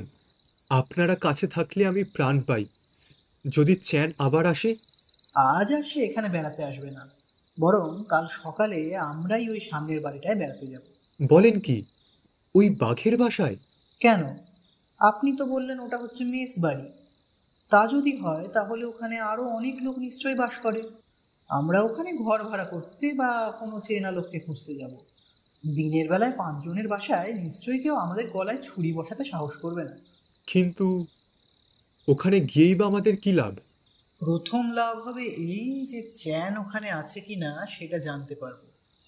অমলবাবু তার চেহারার যে বর্ণনা দিয়েছেন, চ্যানকে চিনে নিতে আমাদের একটুও বিলম্ব হবে না। দ্বিতীয় লাভ হবে, চ্যান ওখানে থাকলে কাল সকালেই তার হাতে হাতকড়ি দেওয়ার সুব্যবস্থা করা যাবে। কি অপরাধে আর কি প্রমাণে? চ্যানই যে সুরেনবাবুকে খুন করেছে আমাদের হাতে আপাতত তার কোনো প্রমাণ নেই বটে, কিন্তু চ্যান যে এই বাড়িতে দেওয়াল বেয়ে উঠে চুরি করতে এসেছিল আর অমলবাবুকে খুন করবার চেষ্টা করেছিল, তার স্পষ্ট প্রমাণ হচ্ছে বারান্দার ওই পদচিহ্নগুলো। এই প্রমাণের জোরেই তাকে এখন অনেক কালের জন্য জেল খাটানো যেতে পারে। প্রধান শত্রুকে সরাতে পারলে আমরা নিশ্চিন্ত হয়ে কাম্বোডিয়ায় গিয়ে বনবাসী হতে পারবো। কিন্তু জয়ন্তবাবু, আপনি ইনের কথা ভুলে যাচ্ছেন কেন? সন্ন্যাসীর কথা মানলে ইনও তো আমাদের মস্ত শত্রু। সে কোথায় আছে? তারও চেহারার সঙ্গে আমাদের পরিচয় থাকা দরকার তো অমলবাবু। অতঃপর আপনি ইনের রূপ বর্ণনা করুন। চ্যান যেমন অসাধারণ ঢ্যাঙা, ইন হচ্ছে তেমনি অসাধারণ বেটে। মাথায় সে 4 ফুটের বেশি তো হবেই না। বরং কম হওয়া সম্ভব। কিন্তু নিজের দীর্ঘতার অভাব সে মিটিয়ে নিয়েছে অসাধারণ মোটা হয়ে। দূর থেকে দেখলে তাকে মনে হয় যেন একটি গোলাকার পদার্থ জাদুকরের মন্ত্রে হঠাৎ জ্যান্ত হয়ে পৃথিবীর ওপর দিয়ে গড়িয়ে গড়িয়ে চলেছে। কিন্তু এত মোটা ও বেটে হলেও ইন অত্যন্ত চটপটে আর চুলবুলে। সে ছোট ক্রিকেট বলের মতো, আর মাটি থেকে লাফ মারে টেনিস বলের মতো।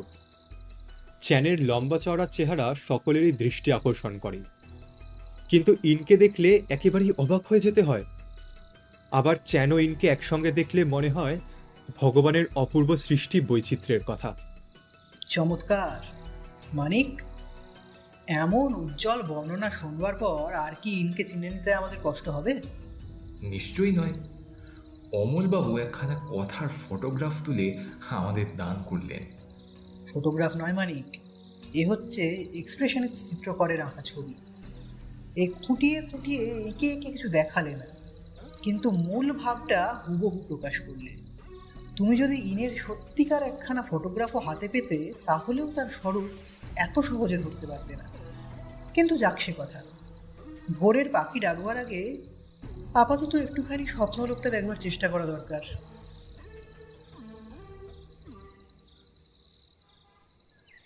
পরদিন বেলা 7টার সময় আকাশের বিরাট কুম্ভ শূন্য হয়ে গেল। এখন আর এক ফোঁটাও বৃষ্টি নেই, এবং সূর্যের তাপে মেঘগুলো মোমের মতন গলে মিলিয়ে গেল। রাস্তার ময়লা জল কমেছে বটে, কিন্তু এখনো জুতো না ভিজিয়ে পথ চলবার উপায় নেই।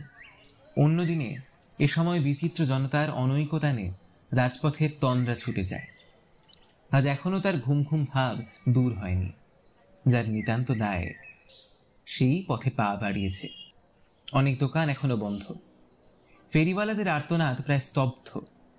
মোটররা এখনো মানুষ মৃগয়ার লোভে উৎসাহিত হয়নি।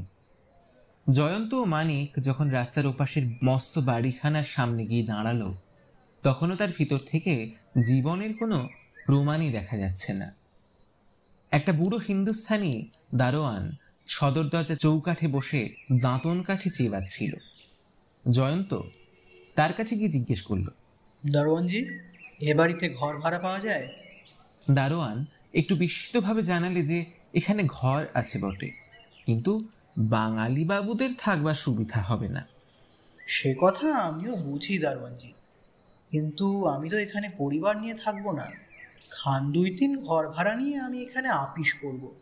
মারোয়ারি আর পশ্চিমা লোক নিয়েই আমার কারবার, কি না? পারেন।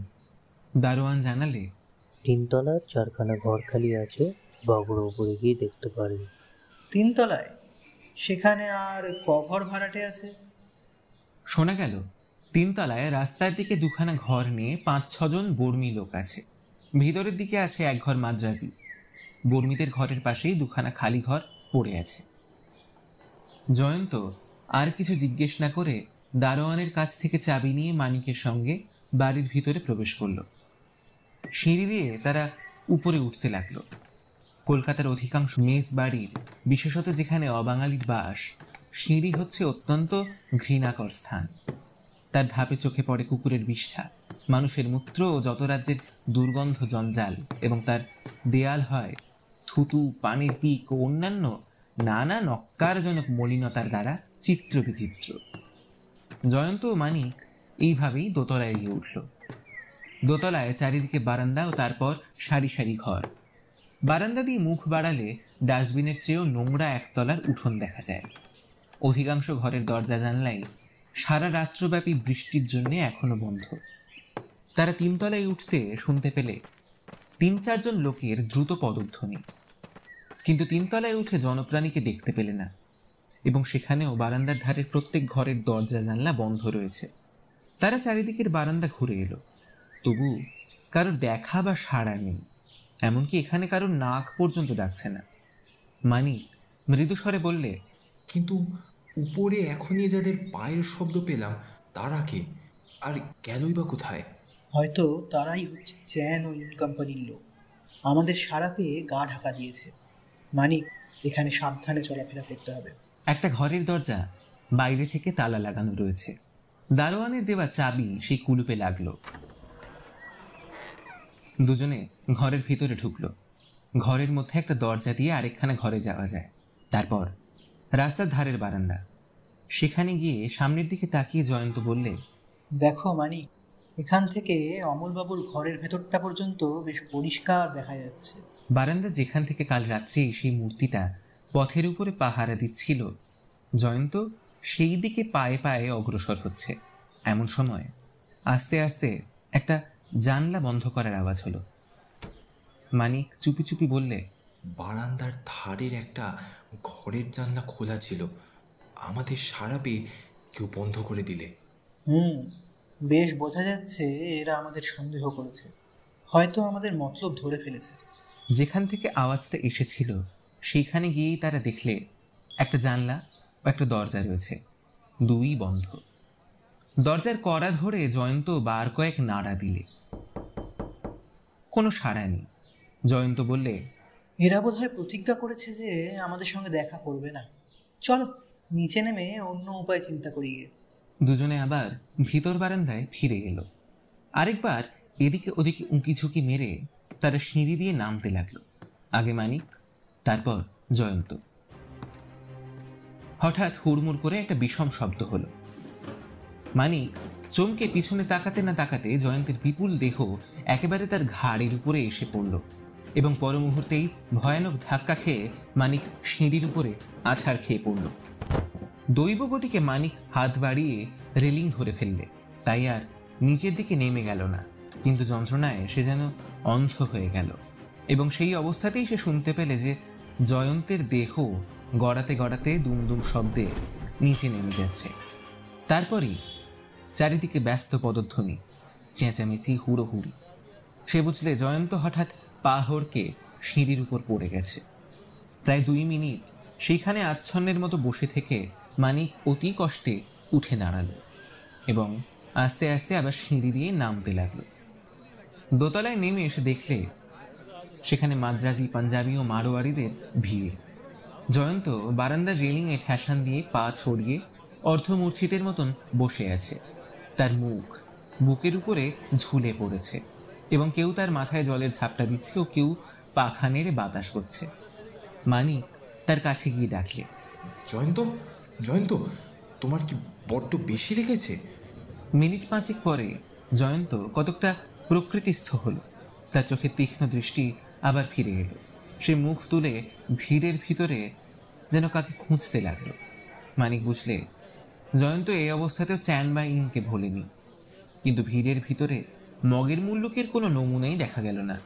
মানিক বললে, তাহলে আমি এখানে ট্যাক্সি ডেকে আনবো কি? জয়ন্ত কষ্টে সৃষ্টে উঠে দাঁড়িয়ে বললে, না, আমি হেঁটেই যেতে পারবো, আগে এখান থেকে বেরিয়ে পড়ি। সকলকে সাহায্য করার জন্য ধন্যবাদ দিয়ে জয়ন্ত ও মানিক ধীরে ধীরে আবার সিঁড়ি দিয়ে নামতে লাগলো। রাস্তায় এসে জয়ন্ত নিজের জামার ভিতরকার পকেটে হাত দিয়ে থমকে দাঁড়িয়ে পড়ল। ভিড়ের ভিতরে তুমি কোনো বর্মী লোককে দেখনি? মানিক শুষ্ক স্বরে বললে, না, তবে তোমার কাছে যেতে আমার মিনিট 2 দেরি হয়েছিল, তার মধ্যে কেউ এসেছিল কি না বলতে পারবো না। নিশ্চয়ই এসেছিল। কি করে জানলে? জয়ন্ত গম্ভীর স্বরে বললে, মানিক, আমি পা পিছলে পড়ে যাইনি। তবে আমাদের সুচতুর বন্ধু এক ঢিলে 2 পক্ষী বধ করেছে। জয়ন্ত, তোমার কথার অর্থ আমি কিছুই বুঝতে পারছি না। জয়ন্ত খুব শুকনো হাসি হেসে বললে, মানিক, তোমার পরে আমি নামছিল, হঠাৎ পেছন থেকে কেউ এমনভাবে আমাকে প্রবল এক ধাক্কা মারলো যে আমি গিয়ে তোমার উপরে হুড়মুড়িয়ে পড়লাম। মানিক সচকিত কণ্ঠে বললে, বলো কি? কে ধাক্কা মারলে? তাকে দেখেছো? না, দেখবার সময় পাইনি, তবে তার গায়ে যে ভীষণ জোর আছে, ধাক্কা খেয়ে সেটা বেশ বুঝতে পেরেছি। তারপর আমি যখন দোতলার বারান্দায় পড়ে প্রায় অজ্ঞানের মতন হয়ে আছি, সেই সময় আমাকে সাহায্য করবার অছিলায় অজানা বন্ধু আমার পকেট থেকে সেই বড় চাবি আর নকশা আঁকা সোনার চাকতিটা নিয়ে দিব্যি সরে পড়েছে। সর্বনাশ! এখন উপায়? অমলবাবুর বাড়িতে ফোন আছে, তুমি এখনই গিয়ে ইন্সপেক্টর সুন্দরবাবুকে একদল কনস্টেবল নিয়ে এখানে আসতে বলো। এ বাড়িতে খানাতল্লাশ করা ছাড়া আর উপায় দেখছি না। তুমি যাও, আমি এখানে দাঁড়িয়ে পাহারা দিই। একদল পাহারাওয়ালা নিয়ে ইন্সপেক্টর সুন্দরবাবু যখন মানিকের সঙ্গে এসে হাজির হলেন, জয়ন্ত তখন অস্থির পদে ফুটপাথের ওপর পায়চারি করছে। অধীর কণ্ঠে সে বললে, এত দেরি হলো কেন সুন্দরবাবু? সুন্দরবাবু তার মাথা জোড়া ঘরমাক্ত টাকের উপরে রুমাল চালনা করতে করতে বললেন, দেরি হবে না। শুনলাম বাড়ি খানা তল্লাশ করতে হবে, উপরওয়ালার কাছ থেকে হুকুমনামা আনতে হলো যে। কিন্তু ব্যাপার কি জয়ন্ত? সত্যি কি তুমি সুরেনবাবুর হত্যাকারীর খোঁজ পেয়েছ? আমার তো তাই বিশ্বাস। অন্তত যাকে আমরা ধরতে চাই সে আজ প্রত্নতাত্ত্বিক অমলবাবুকে খুন করতে উদ্যত হয়েছিল। মানিকের মুখে আমি সব শুনেছি। শুনে মনে হচ্ছে তুমি আবার এক নতুন রহস্য সাগর আবিষ্কার করেছ। পদ্ম রাগ বুদ্ধ, নকশা আঁকা সোনার চাকতি, একটা চাবি। আমি তো কিছুই বুঝতে পারছি না। এখন ওসব বোঝাবুঝির চেষ্টা ছেড়ে দিয়ে আমাকে সাহায্য করুন, চলুন ওই বাড়ির ভেতর যাই। কিন্তু অপরাধী কি এখনো ওখানে আছে? বর্মীদের উপরেই আমার সন্দেহ, কিন্তু এ বাড়ির ভেতর থেকে কোনো বর্মী লোক বাইরে বেরোয়নি। আমি খবর নিয়ে জেনেছি এখান থেকে বেরোতে গেলে এই সদর দরজা দিয়েই বেরোতে হয়। বেশ, তবে চলো। এত পাহারাওয়ালা দেখে দারোয়ানের দুই চক্ষু বিস্ময়ে ছানা বড়ার মতন হয়ে উঠল। সুন্দরবাবু পুলিশ সুলভ কর্কশ কণ্ঠে বললেন, এই পানে। দারোয়ান মস্ত একটা সিলাম ঠুকে বলল, আমি পারে নাই হুজুর, আমি হনুমান চৌবে। তুমি হনুমান চৌবেই হও আর জাম্বুমান পাড়েই হও, সে কথা আমি জানতে চাই না। আমাদের তাড়াতাড়ি ওপরে নিয়ে চলো। তারপর পাহারাওয়ালাদের দিকে ফিরে সুন্দর হুকুম দিলেন, এই সে পাই, আমার সঙ্গে জন ছয়েক লোক এসো। বাকি সবাই এইখানে পাহারা দাও, কেউ যেন এই বাড়ির বাইরে যেতে না পারে। জয়ন্ত ও মানিক সবাইকে নিয়ে একেবারে তেতলায় গিয়ে উঠল। বর্মীদের ঘরের দরজা তখনও বন্ধ ছিল। সুন্দরবাবু পান্নার উপরে এক লাথি মারতেই ভিতর থেকে কে দরজা খুলে দিলে। ঘরের ভিতরে ঢুকে দেখা গেল চারজন বর্মী বিবর্ণ মুখে দাঁড়িয়ে আছে। সুন্দরবাবু রুক্ষস্বরে বললেন, এই মগের বাচ্চারা, দেশ ছেড়ে তোরা কলকাতায় কি করতে এসেছিস? একটা লোক ভাঙা হিন্দিতে বলল, আমরা এখানে ব্যবসা করতে এসেছি। মানুষ মারবার ব্যবসা? ওহে জয়ন্ত, এ বেটাদের কোনটাকে তুমি চাও? বর্মীদের কাছে এগিয়ে এসে জয়ন্ত তীক্ষ্ণ দৃষ্টিতে প্রত্যেকের আপাদমস্তক লক্ষ্য করে বললে, তোমরা কজন এখানে থাকো? তারা জবাব দেবার আগেই দারোয়ান হনুমান চৌবে বললে, হুজুর, এখানে দুটো ঘর নিয়ে 6 জন বর্মী থাকে। একজন বর্মী বললে, হুজুর 8 ঘন্টা আগে তারা বাইরে বেরিয়ে গেছে। জয়ন্ত চুপি চুপি সুন্দরবাবুকে বললে, এই লোকটা মিছে কথা বলল। আমি হলপ করে বলতে পারি আজ সকাল থেকে কোনো বর্মী লোক বাড়ির বাইরে পা বাড়ায়নি। মিছে কথা না? তাহলে বেটাদের মনে নিশ্চয়ই পাপ আছে। চলো ভেতরের ঘরটা খুঁজে দেখি। কিন্তু অন্য ঘরে ঢুকেও বাকি দুজনের দেখা পাওয়া গেল না। সুন্দরবাবু ফিরে বললেন, এই জাম্বুবান পাড়ে। দারোয়ান হাত জোড় করে বললে, হুজুর, আমার নাম হনুমান চৌবে। ও একই কথা। সকাল থেকে তুমি দেউড়িতে আছো? হ্যাঁ হুজুর। দুজন বর্মীকে তুমি বাইরে যেতে দেখেছো? না হুজুর। তাহলে তারা কি হুশ করে আকাশে উড়ে গেল? বড়ই তাজ্জবের কথা হুজুর। আরও 2 জন লোক এ ঘরে থাকে, একজন ভয়ানক ঢ্যাঙা আর একজন ভয়ানক বেটে। মানিক জয়ন্তের কানে কানে বললে, জয়ন্ত চ্যান আর ইনের চেহারার সঙ্গে মিলে যাচ্ছে। জয়ন্ত কেবল বলল, জয়ন্ত, এখন আমাদের কি করা উচিত? সেই চাকতি আর চাবির খোঁজ। যদিও ও দুটো জিনিস খুব সম্ভব সেই অদৃশ্য লোক দুটোর সঙ্গেই আছে, তবু একবার এই ঘর দুটো খুঁজে দেখা যাক। খানা তল্লাশ শুরু হলো। দুটো ঘরের সমস্ত ওলট পালট করে এমনকি বিছানার বালিশ পর্যন্ত ছিঁড়ে খুঁড়ে দেখা হলো, কিন্তু চাবি আর চাকতি পাওয়া গেল না। ঘর থেকে বাইরে এসে সুন্দরবাবু বললেন, সেই মগ দুটো তাহলে বাড়ির অন্য কোথাও লুকিয়ে আছে। জাম্বুবান? হুজুর, হনুমান। না, আমি তোমাকে জাম্বুবান বলেই ডাকবো। বারান্দার ওপাশে ওই ঘরে কে থাকে? একজন মাদ্রাজি সওদাগর। আচ্ছা, আগে ওই ঘরখানাই দেখা যাক। এসো জয়ন্ত, এই সে পাই, হুঁশিয়ার, মগের বাচ্চাগুলো যেন সরে না পড়ে। বারান্দার ওপাশের ঘরের দরজাও ভিতর থেকে বন্ধ ছিল। সুন্দরবাবুর ধাক্কা ধাক্কিতেও কেউ খুলে দিলে না। জয়ন্ত শুধলে, হনুমান চবে, এ ঘরে যে মাদ্রাজি থাকে তার নাম জানো? জানি হুজুর, গোপীনাথ নাইডু। সুন্দরবাবু হাঁকলেন। গোপীনাথ? গোপীনাথ? কোনো সাড়া নেই। দারোয়ান একটু আশ্চর্য হয়ে বললে, গোপীনাথরা তো খুব ভোরে ওঠেন, তবে এখনো দরজা বন্ধ কেন? সুন্দরবাবু আবার পদযুগল ব্যবহার করলেন। 4-5 বার লাথি মারবার পরেই খিল ভেঙে দড়াম করে দরজার পাল্লা দুটো খুলে গেল। হুড়মুড় করে ঘরের ভিতরে ঢুকেই সুন্দরবাবু সবিস্ময়ে এই বলে চিৎকার করে বেগে আবার পিছিয়ে এলেন। মানিক বললে, কি হলো সুন্দরবাবু? কি হয়েছে? সুন্দরবাবু আবার বললেন। জয়ন্ত তাড়াতাড়ি ঘরের ভিতরে ঢুকেই যে দৃশ্য দেখলে তা ভয়াবহ। দরজা ঠিক সামনেই মেঝের উপরে চিত হয়ে চারিদিকে হাত পা ছড়িয়ে পড়ে রয়েছে একটা লম্বা চওড়া মাদ্রাজি। তার বুকের উপরে আমূল বিদ্ধ একখানা মস্ত ছোড়া এবং ক্ষত দিয়ে তখনও রক্তস্রোত বেরিয়ে আসছে। দারোয়ান বিউহল স্বরে ডাকলে, গোপীনাথ বাবু, গোপীনাথ বাবু। জয়ন্ত মাথা নেড়ে বললে, গোপীনাথবাবু এই জীবনে আর কথা কইবে না। সুন্দরবাবু বললেন, গোপীনাথকে এখনই কেউ খুন করেছে। সাবধান, খুনি ঘরের ভিতরেই আছে, কারণ দরজা ভিতর থেকে বন্ধ ছিল। জয়ন্ত ঘরের চতুর্দিকে একবার চোখ বুলিয়ে নিয়ে বললে, জানলার দিকে চেয়ে দেখুন, খুনি পালিয়েছে। একটা খোলা জানলার দুটো লোহার গরাদ দুমড়ে ফাঁক হয়ে রয়েছে। জানলার কাছে গিয়ে দাঁড়িয়ে সুন্দরবাবু বললেন, বাপ, গায়ে কত জোর থাকলে এমন লোহার গরাদ তারের মতন দুমড়ে ফাঁক করে পালানো যায়? এ চ্যান ছাড়া আর কেউ না। কিন্তু চ্যান এই গোপীনাথ বেচারাকে খুন করলো কেন? সুন্দরবাবু এদিকে ওদিকে অঙ্গুলি নির্দেশ করে বললেন, দেখো মানিক, ঘরের সমস্ত জিনিস লণ্ডভণ্ড, যেন কেউ এখানে মালপত্র উল্টে পাল্টে কিছু খুঁজেছিল। ঘরের সর্বত্রই রাশি রাশি চটি জুতো, কাঠের পুতুল, ল্যাকারের কৌটো প্রভৃতি ছড়ানো রয়েছে।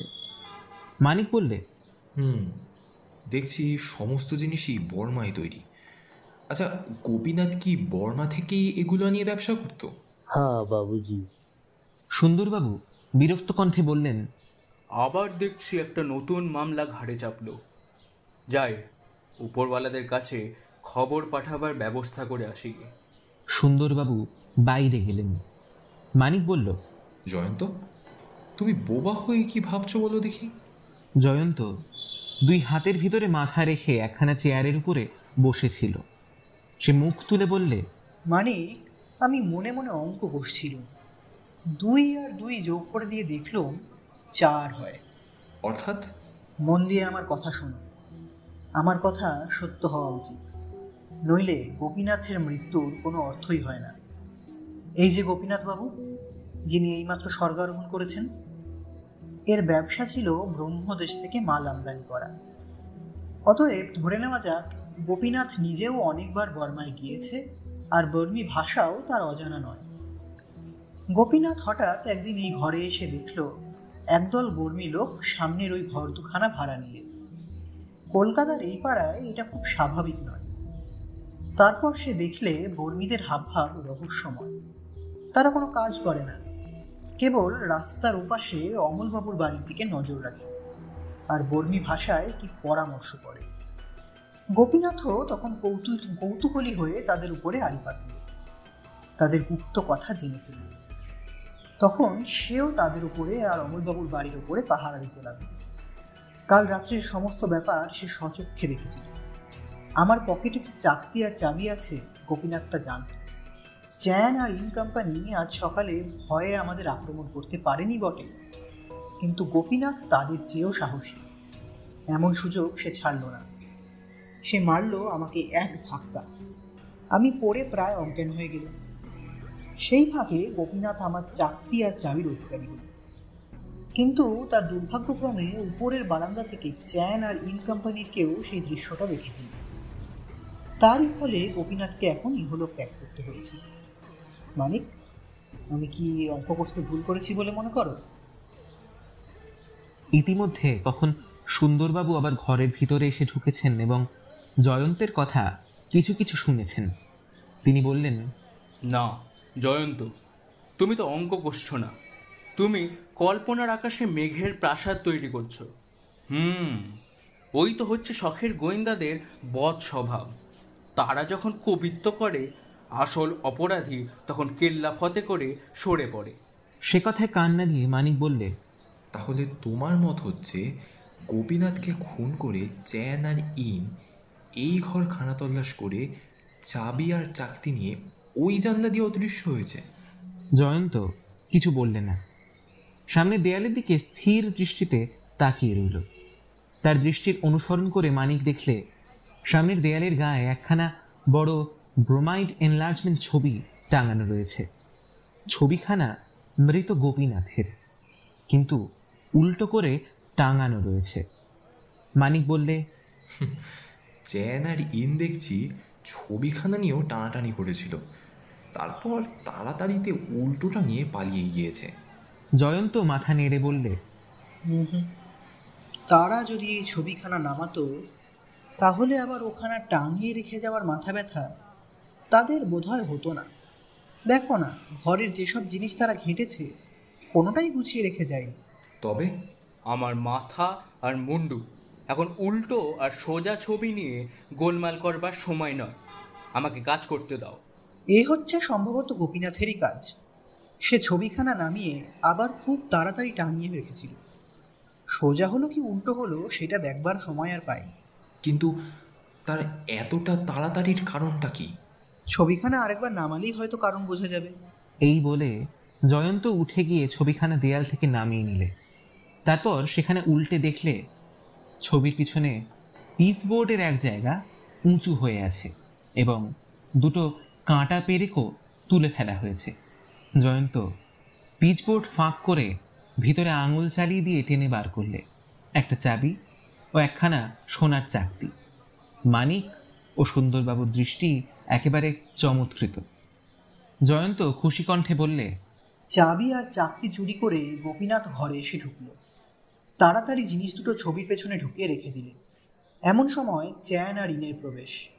গোপীনাথ বধ, খনিরা খানা তল্লাশিতে প্রবৃত্ত। সদল বলে আমাদের পুনরাগমন।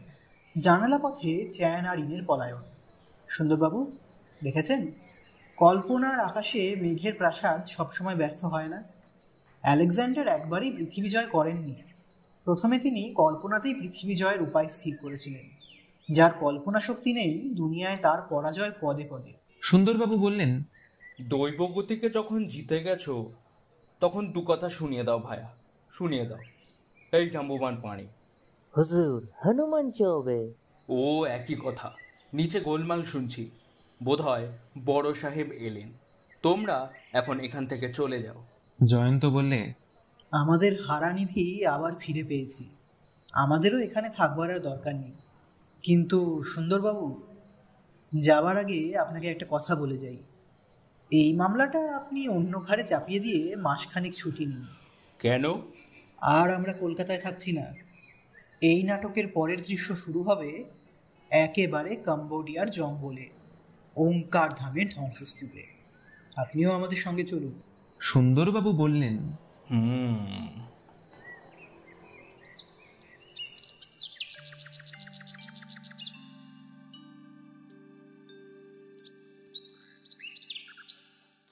ধান ক্ষেতের পর ধান ক্ষেত, তারপর আবার ধান ক্ষেত, সবুজের পর সবুজ আর সবুজ।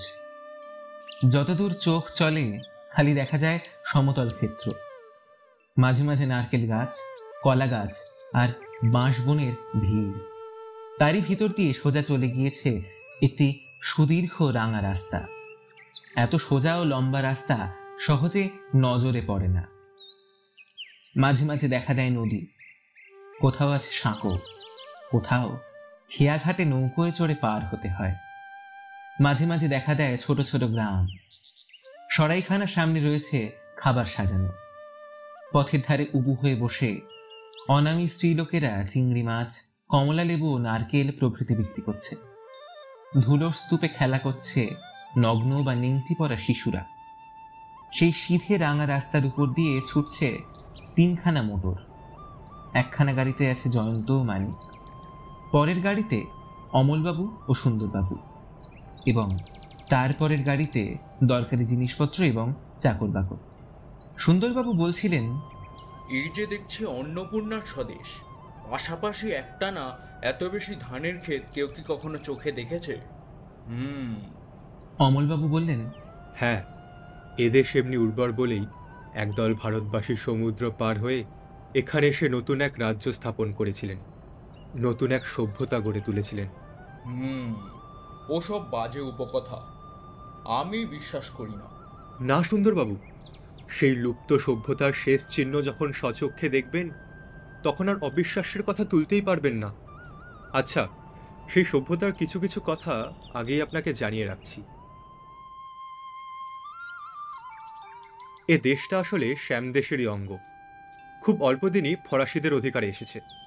আজ ফরাসিরা এখানে পথঘাট বানিয়েছে, নিবিড় বন কেটে সাফ করেছে বটে, কিন্তু সেদিন পর্যন্ত এটা ছিল বাঘ আর হাতির নিজস্ব মুল্লুক। এখানকার দুর্ভেদ্য অরণ্য, গভীর রহস্যের মধ্যে অতি সাহসী মানুষও পদার্পণ করতে ভয় শিউরে উঠত। 70 বছর আগেও পৃথিবী ওঙ্কারধামের নাম শোনেনি। 17 শতাব্দীতে পর্তুগিজ মিশনারিরা শ্যামদেশে এসেছিলেন ধর্মপ্রচার করতে। তাদের মধ্যে কেউ কেউ অরণ্যের ভ্রমণ করতে করতে পাহাড়ের মতো প্রকাণ্ড মন্দিরের গগনস্পর্শী চূড়া ও বিপুল এক নগরের ধ্বংসাবশেষ দেখে বিস্ময় অবাক হয়ে গিয়েছিলেন। ইউরোপ ফিরে তার অনেকের কাছেই বিস্ময়কর কাহিনী প্রচার করেন। মিশরের পিরামিডের মতন বড় আশ্চর্য মন্দির, বাবিলনের মতো বিরাট জনপদ, সবাই গল্পে শুনলে বটে, কিন্তু কেউ বিশ্বাস করলে না। পরে সে গল্পও লোকে ভুলে গেল। বড় বড় বট গাছ, বাঁশবন, নারিকেল গাছ ও নানা জাতীয় লতাগুল্ম এই লুপ্ত হিন্দু সভ্যতার শেষ চিহ্নগুলিকে এমনভাবে ঢেকে রইল যে বাইরের কোনো কৌতূহলী চক্ষু তাদের আর কোনো খোঁজই পেল না। ফরাসিরা প্রথমে ব্যবসা সূত্রে ইন্দোচীনে পদার্পণ করে। লোকের মুখে জনপ্রবাদে শোনা গেল, অরণ্যের অন্ধকারে যেখানে সূর্যের আলো পৌঁছায় না, সেখানে অজ্ঞাতবাসে বাস করছে এক অদৃশ্য রাজ্যের রাজধানী। মাইলের পর মাইলব্যাপী নগরের পর নগর, অপূর্ব মন্দির, বিচিত্র প্রাসাদ। কোনো পারতত্ত্ববিদ পণ্ডিতই সেসব প্রবাদ শুনলেন। অনেকেই বললেন, এই প্রবাদ যদি সত্যি হতো তাহলে বলতে হবে ওখানে আগে কিনা বিপুল সভ্যতার অস্তিত্ব ছিল। মন্দির, প্রাসাদ, নগর নিশ্চিহ্ন হয়ে যেতে পারে, কিন্তু এমন এক বিস্ময়কর সভ্যতা পিছনে কোনো চিহ্ন না রেখে একেবারে বিলুপ্ত হয়ে যেতে পারে না। বনবাসে লুকিয়ে থাকতে পারে কেবল অসভ্যতাই। কিন্তু চীন দেশের পুরাতন ঐতিহাসিক পুঁথিপত্রেও কাম্বোজের এক আশ্চর্য সভ্যতার কাহিনী পাওয়া যায়। মৌহট, একজন ফরাসি ভদ্রলোকের নাম। তার কৌতূহল জাগল। পলাতক এই সভ্যতাকে গ্রেপ্তার করার জন্যে গোয়েন্দার মতন তিনি বাঘ আর হাতির মুল্লুকে প্রবেশ করলেন। বাঘেরা জঙ্গলের ছায়ায় বসে, হাতিরা নদীর ধারে দাঁড়িয়ে এবং অজগরেরা ডালে ডালে ঝুলে পড়ে সবিস্ময় দেখলে ওঙ্কারধামের অরণ্যে আধুনিক মানুষের মুখ। ওঙ্কারধামের দক্ষিণ প্রবেশ পথের উপরে জেগেছিল কালজয়ী প্রলয় দেবতা শিবের 4টি বিপুল মুখমণ্ডল। তাদের পাষাণ নেত্রের সামনে বহুযুগ পরে আবার ক্ষুদ্র মানুষের আবির্ভাব হল। বোবা পাথরের উপর বিস্ময়ের শব্দরেখা ফুটল না বটে, কিন্তু যে অভাবিত কাহিনী বহন করে মৌহট আবার আধুনিক সভ্য জগতে ফিরে এলেন, দিকে দিকে তার চমকপ্রদ উত্তেজনার সৃষ্টি করলে। বলতে বলতে অমলবাবুর চোখ ও মুখ উদ্ভাসিত হয়ে উঠল।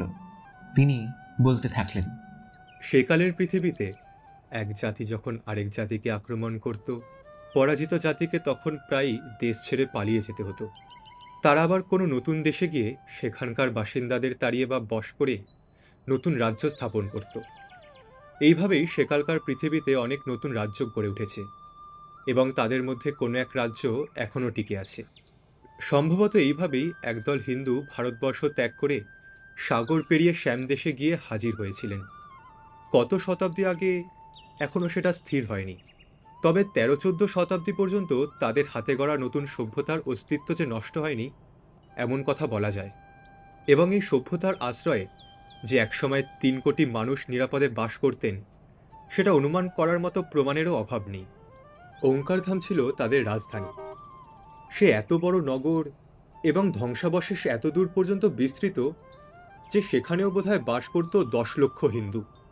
আজ তাদের একজনও নেই, তাদের বংশধরেরও কোনো সন্ধান মেলে না। কিন্তু তাদের মেঘছোয়া মন্দির মহাকালকে পরিহাস করে আজও বেঁচে আছে, যেমন বেঁচে আছে মিশরীদের পিরামিড। ওঙ্কারধামের এই অদ্ভুত মন্দির শিল্পের দিক দিয়ে পিরামিডের চেয়েও ঢের বড়, ঢের বিচিত্র এবং ঢের আশ্চর্য। মানুষের হাত পৃথিবীর আর কোথাও এমন মন্দির করতে পারেনি। ভাবতে গর্ব হয় যে এই মন্দির যারা গড়েছে তারা দিগ্বিজয় হিন্দু, আমাদেরই পূর্বপুরুষ। সুন্দরবাবু, আমাদের পূর্বপুরুষদের সেই চিরস্মরণীয় কীর্তি সচক্ষে দেখলে আপনাকে স্তম্ভিত হতে হবে। মানুষের হাত যে এমন মন্দির গড়তে পারে একথা আপনি হয়তো বিশ্বাস করবেন না। মনে করবেন আমাদের পূর্বপুরুষরা ছিলেন মর্ত অবতীর্ণ দেবতা। সুন্দরবাবু উত্তরে মনের মতো কথা খুঁজে না পেয়ে কেবল বললেন, প্রথম গাড়িতে তখন মানিক বলছিল, জয়ন্ত, কলকাতার অলিগলিতে চ্যান আর ইন হয়তো এখনো আমাদের খুঁজে মরছে। শত্রুদের যারা নিজেদের চেয়ে বোকা মনে করে পদে পদে ঠকে মরে তারাই। খুব সম্ভব আমরা তাদের ফাঁকি দিয়ে ভারতবর্ষ ত্যাগ করতে পারিনি। কিন্তু জয়ন্ত, যে জাহাজে আমরা এসেছি তার মধ্যে যে চ্যান আর ইন ছিল না, এটা আমি হলপ করে বলতে পারি। অমলবাবু তাদের চেনেন, জাহাজের আরোহীদের দলে তারা ছিল না। জয়ন্ত অন্যমনস্কের মতো বলল, হতে পারে, নাও হতে পারে। ঠিক সেই সময় পিছন থেকে শোনা গেল একখানা মোটরের ভেঁপুর শব্দ। জয়ন্ত সচমকে গাড়ি থেকে মুখ বাড়িয়ে পিছন দিকে তাকিয়ে দেখলে সোজা রাস্তা অনেক দূর পর্যন্ত দৃষ্টি চলে। জয়ন্তদের 3খানা গাড়ি ঠিক পরপরই ছুটছে, কিন্তু আরো খানিকটা পিছনে দেখা যাচ্ছে আরো 2খানা নতুন মোটর গাড়ি। রাস্তার উপরে ধুলোর মেঘ সৃষ্টি করে গাড়ি 2খানা ছুটে আসছে যেন বিদ্যুৎ বেগে। মানিক সবিস্ময়ে বললে, বাবা, এত বেগে ওরা কারা গাড়ি চালায়? ক্রমাগত হর্নের পর হর্ন দিয়ে ওরা আমাদের পথ ছেড়ে সরে যেতে বলছে। ওদের এত তাড়াতাড়ি বা কিসের? পিছনের গাড়ি থেকে ব্যস্ত স্বরে চেঁচিয়ে সুন্দরবাবু বলে উঠলেন, পথ ছাড়ো, পথ ছাড়ো, নইলে এখনই অ্যাক্সিডেন্ট হবে। জয়ন্ত নিজেদের ড্রাইভারকে বললে, গাড়ি নিয়ে একপাশে সরে যাও, গাড়ি একেবারে থামিয়ে ফেলো। ড্রাইভার তার কথা মতো কাজ করলে।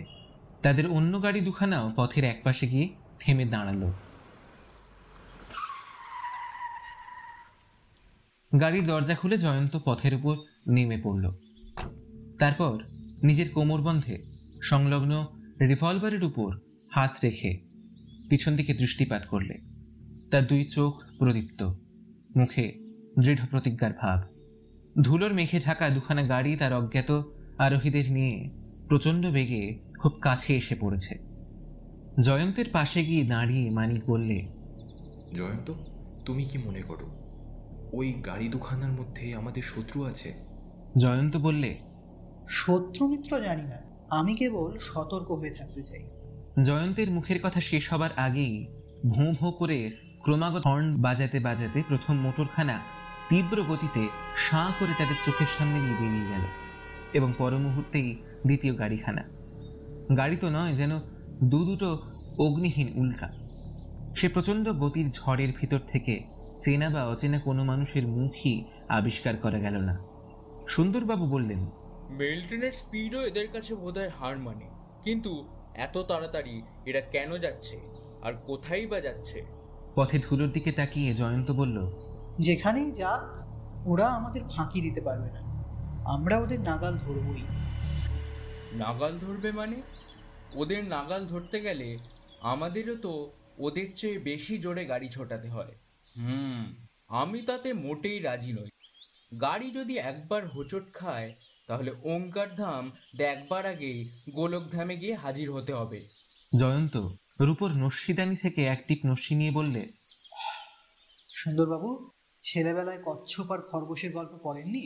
কচ্ছপ দৌড়ে খরগোশকে শেষে হারিয়ে নিয়েছিল। আমরা গাড়ির স্পিড না বাড়িয়েও ওদের নাগাল ধরব। পথের দিকে তাকিয়ে দেখুন, ধুলোর ওপরে গাড়ির চাকার দাগ দেখতে পাচ্ছেন না? ও, হো হো হো, বুঝেছি। ওই দাগ ধরে আমরা ওদের পিছু নিতে পারবো। তুমি এই বলতে চাও তো? কিন্তু ওদের পিছু নেবার দরকারই বাকি। দরকার একটু আছে বই কি। এমন মারাত্মক স্পিড নিয়ে যারা আমাদের পেছনে ফেলে এগিয়ে যেতে চায়, তাদের নিয়ে মাথা না ঘামালে চলবে কেন? অমলবাবু ভীত কণ্ঠে বললেন, আপনি কি বলতে চান? ওই গাড়ি দুখানার মধ্যে চ্যান আর ইন আছে? চ্যানকেও চিনি না, ইনকেও চিনি না, এখন উঠুন গাড়িতে। এই বলে জয়ন্ত নিজের গাড়ির ভিতরে গিয়ে বসে পড়ল, আর সকলেও তখন তার অনুসরণ করলে। জয়ন্ত প্রথম গাড়ির ড্রাইভারের পাশে গিয়ে বসল, পূর্ববর্তী গাড়িগুলোর চাকায় চিহ্নিত পথের উপরে দৃষ্টি রাখার জন্যে। গাড়ি তিনখানা আবার অগ্রসর হতে লাগলো।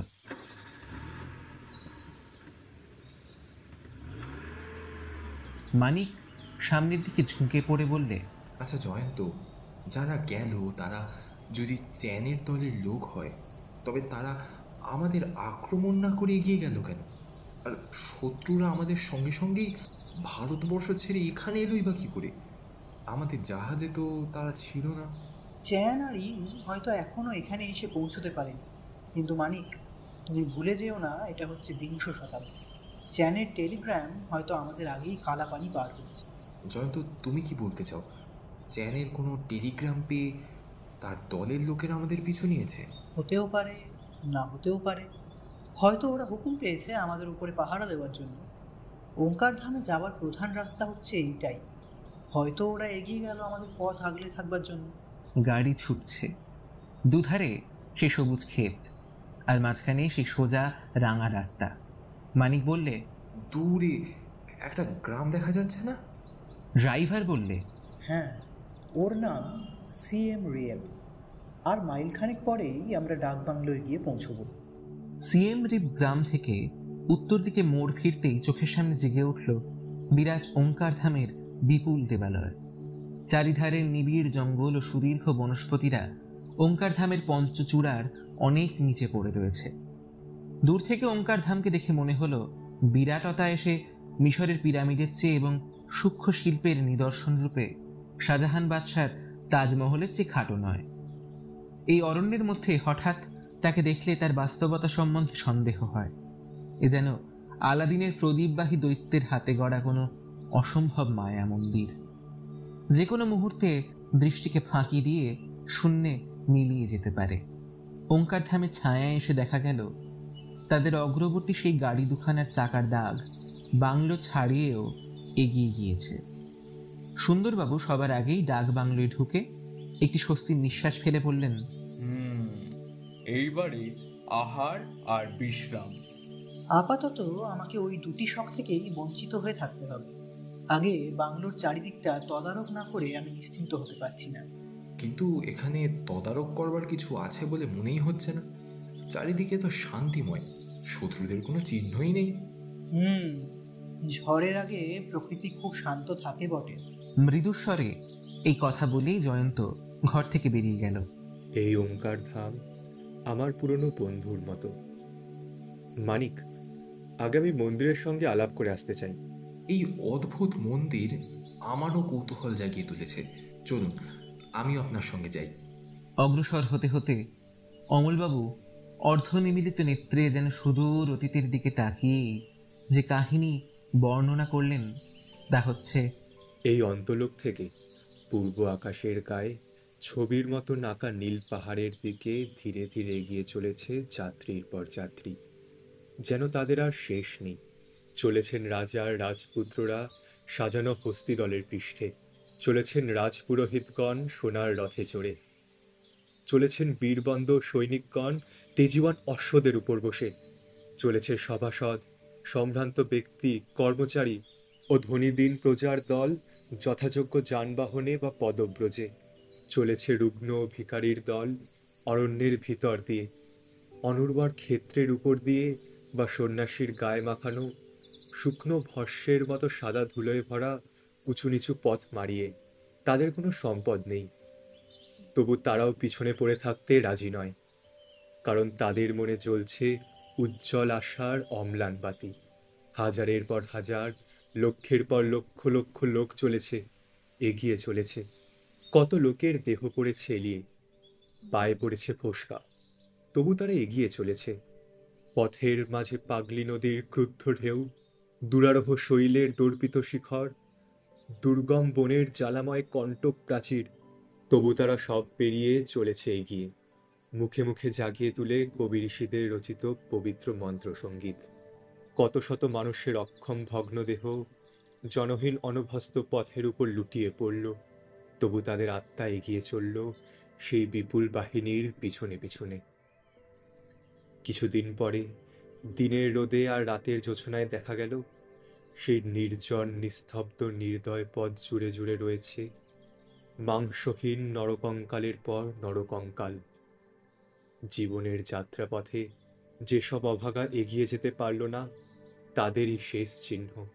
অমলবাবুর গলা কি কেঁপে উঠল একটু? হয়তোবা।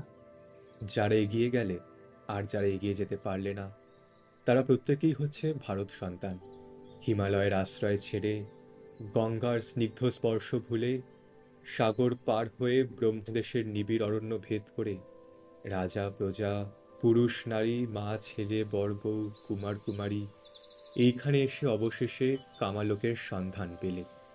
আজ আমরা যে পবিত্র ভূমির উপর দিয়ে পদচারণ করছি, সে হচ্ছে শত শত যুগ আগেকার কথা।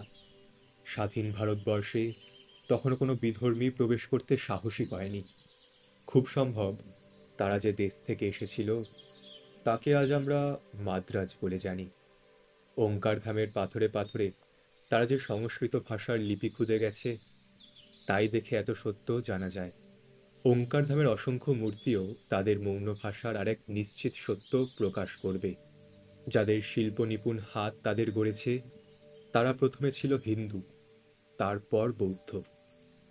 এইখানে গহন বন কেটে তারা বিপুল সভ্যতা ও বিরাট নগর আর দেব মন্দির প্রতিষ্ঠা করেছিল। তাদের হাতের অমর চিহ্ন আজও প্রায় অটুট হয়েই আছে। ভারতের গান্ধার, সারনাথ বা কোণারকের মতো এখানে আমরা কোনো প্রাচীন শিল্পকীর্তির ধ্বংসাবশেষ দেখতে পাবো না। ওঙ্কারধামের শত শত শিলাচিত্র, হাজার হাজার দেবতা, দানব, মানব ও পশুর মূর্তি আজও সম্পূর্ণ গৌরবে বিরাজ করছে। এখানকার প্রাচীর ও দেয়ালগুলি দেখলে সন্দেহ হবে বয়সে তারা মোটেই পুরাতন নয়। সেকালে তারা যেমন শক্ত আর নিরেট ছিল, আজও সেই রকমই আছে। বৃষ্টির জল আজও তাদের ছাদ ফুটো করতে পারেনি। অমলবাবুর কথনভঙ্গি যেন মন্ত্রমুগ্ধ করে রাখল মানিক ও সুন্দরবাবুকে। মনে হয় এই ঘণ্টা কয়েক আগেই যেন জীবন্তদের কোলাহলে চারিদিক পরিপূর্ণ হয়েছিল। দেবদাসীরা পায়ের নুপুর খুলে যেন এই সবে প্রণাম করে বিদায় নিয়ে গেছে। পুরোহিত মন্ত্র পড়ে পূজা সেরে এই সবে যেন চোখের অন্তরাল ভর্তি হয়েছেন। ধূপ ধুনো অগুরুর গন্ধ যেন আর একটু আগে এলেই এখানে পাওয়া যেত। ঐতিহাসিকরা বলেন, একসময় ওঙ্কারধামের মতন বড় শহর সারা পৃথিবী খুঁজলেও পাওয়া যেত না। নবম শতাব্দীর প্রথমে ভারত শিল্পী যখন এই শহরকে সম্পূর্ণ করে তুলেছিলেন, তখন ইউরোপের যে কোনো নগর এর কাছে মাথা হেট করতে বাধ্য হতো। এথেন্স, রোম, কার্তেজ আর বাবিলন প্রভৃতি বিখ্যাত অমর নগর তাদের উন্নতির দিনে যে ওঙ্কারধামের চেয়ে উল্লেখযোগ্য ছিল, এমন মনে করবার মতো প্রমাণ নেই। কিন্তু গভীর জঙ্গল আর হিংস্র পশুদের কবলে এত যত্নে করা মন্দির আর রাজধানীকে নিক্ষেপ করে কোথায় গেল সেই ভারতীয় রাজা, সেই ভারতীয় রাজার যোদ্ধা আর শিল্পীর দল? কোথায় গেল এই সাগর পাড়ে প্রবাসী ভারতীয় সভ্যতা? আজকের বোবা ওঙ্কারধাম সে প্রশ্নের কোনো উত্তর দেয় না। কেবল মনে হয় এই ঘণ্টা কয়েক আগে এখানে যারা বসবাস করতেন, তারা যেন যে কোনো মুহূর্তেই আবার ফিরে এসে এই মন্দির আর নগর পুনরাধিকার করতে পারে। অবাক হয়ে অতীত ভারতের এই ইতিহাস শুনতে শুনতে মানিক পায়ে পায়ে এগিয়ে যাচ্ছে। সূর্য তখন সুদূর অরণ্যের মধ্যে অদৃশ্য হয়েছে। পশ্চিম আকাশের মায়াপুরীর রঙিন কিরণমালা তখনও দুলছে হালকা মেঘে মেঘে। ওঙ্কারধামের পদ্মফোঁটা খালির ঝিলমিলে জলে বট আর নারিকেল কুঞ্জের ভিড়ে ক্রমেই বেশি করে জমে উঠছে আসন্ন সন্ধ্যার ঘনচ্ছায়া। বিভিন্ন দল বেঁধে ছোট ছোট মেঘের মতো ঝাঁকে ঝাঁকে পাখিরা আকাশ দিয়ে উড়ে যাচ্ছে বাসার দিকে, এবং তাদের করধ্বনির সঙ্গে সঙ্গে কানে আসছে দূরের মন্দির গর্ভ ভেদ করে বৌদ্ধ পুরোহিতদের গম্ভীর মন্ত্রছন্দ। শুনলে আত্মা শিউরে ওঠে। এ কি বিংশ শতাব্দীর কণ্ঠস্বর, না বহু যুগের ওপারে বসে ওঙ্কার ধামের গৌরবের দিনে একদিন যারা এখানে উদাত্ত স্বরে স্তব পাঠ করত, তারই সুদীর্ঘ প্রতিধ্বনি আজও বেজে বেজে উঠছে মন্দিরের শিলায় শিলায়, অন্ধকারের রন্ধ্রে রন্ধ্রে। মানিক হঠাৎ মুখ তুলে সবিস্ময়ে দেখলে তার সামনেই জেগে উঠেছে আশ্চর্য বিচিত্র এক নগর তরুণ। লেখেই সে চিনতে পারলে, কারণ এই বিখ্যাত তরুণের বহু চিত্র ইংরেজি কেতাবে এর আগেই দেখেছে, কিন্তু এর আসল ভাবের কোনো আভাস ছবিতে কেউ ফোটাতে পারেনি। খুব উঁচু সেই নগর তরুণ, তার দরজা দিয়ে অনায়াসে বড় বড় হাতি আনাগোনা করতে পারে, এবং তার উপরে জেগে রয়েছে চারদিকে চারটি বিরাট শিবের মুখ। এমন বিরাট শিবের মুখ মানিক জীবনে কোনোদিন দেখেনি।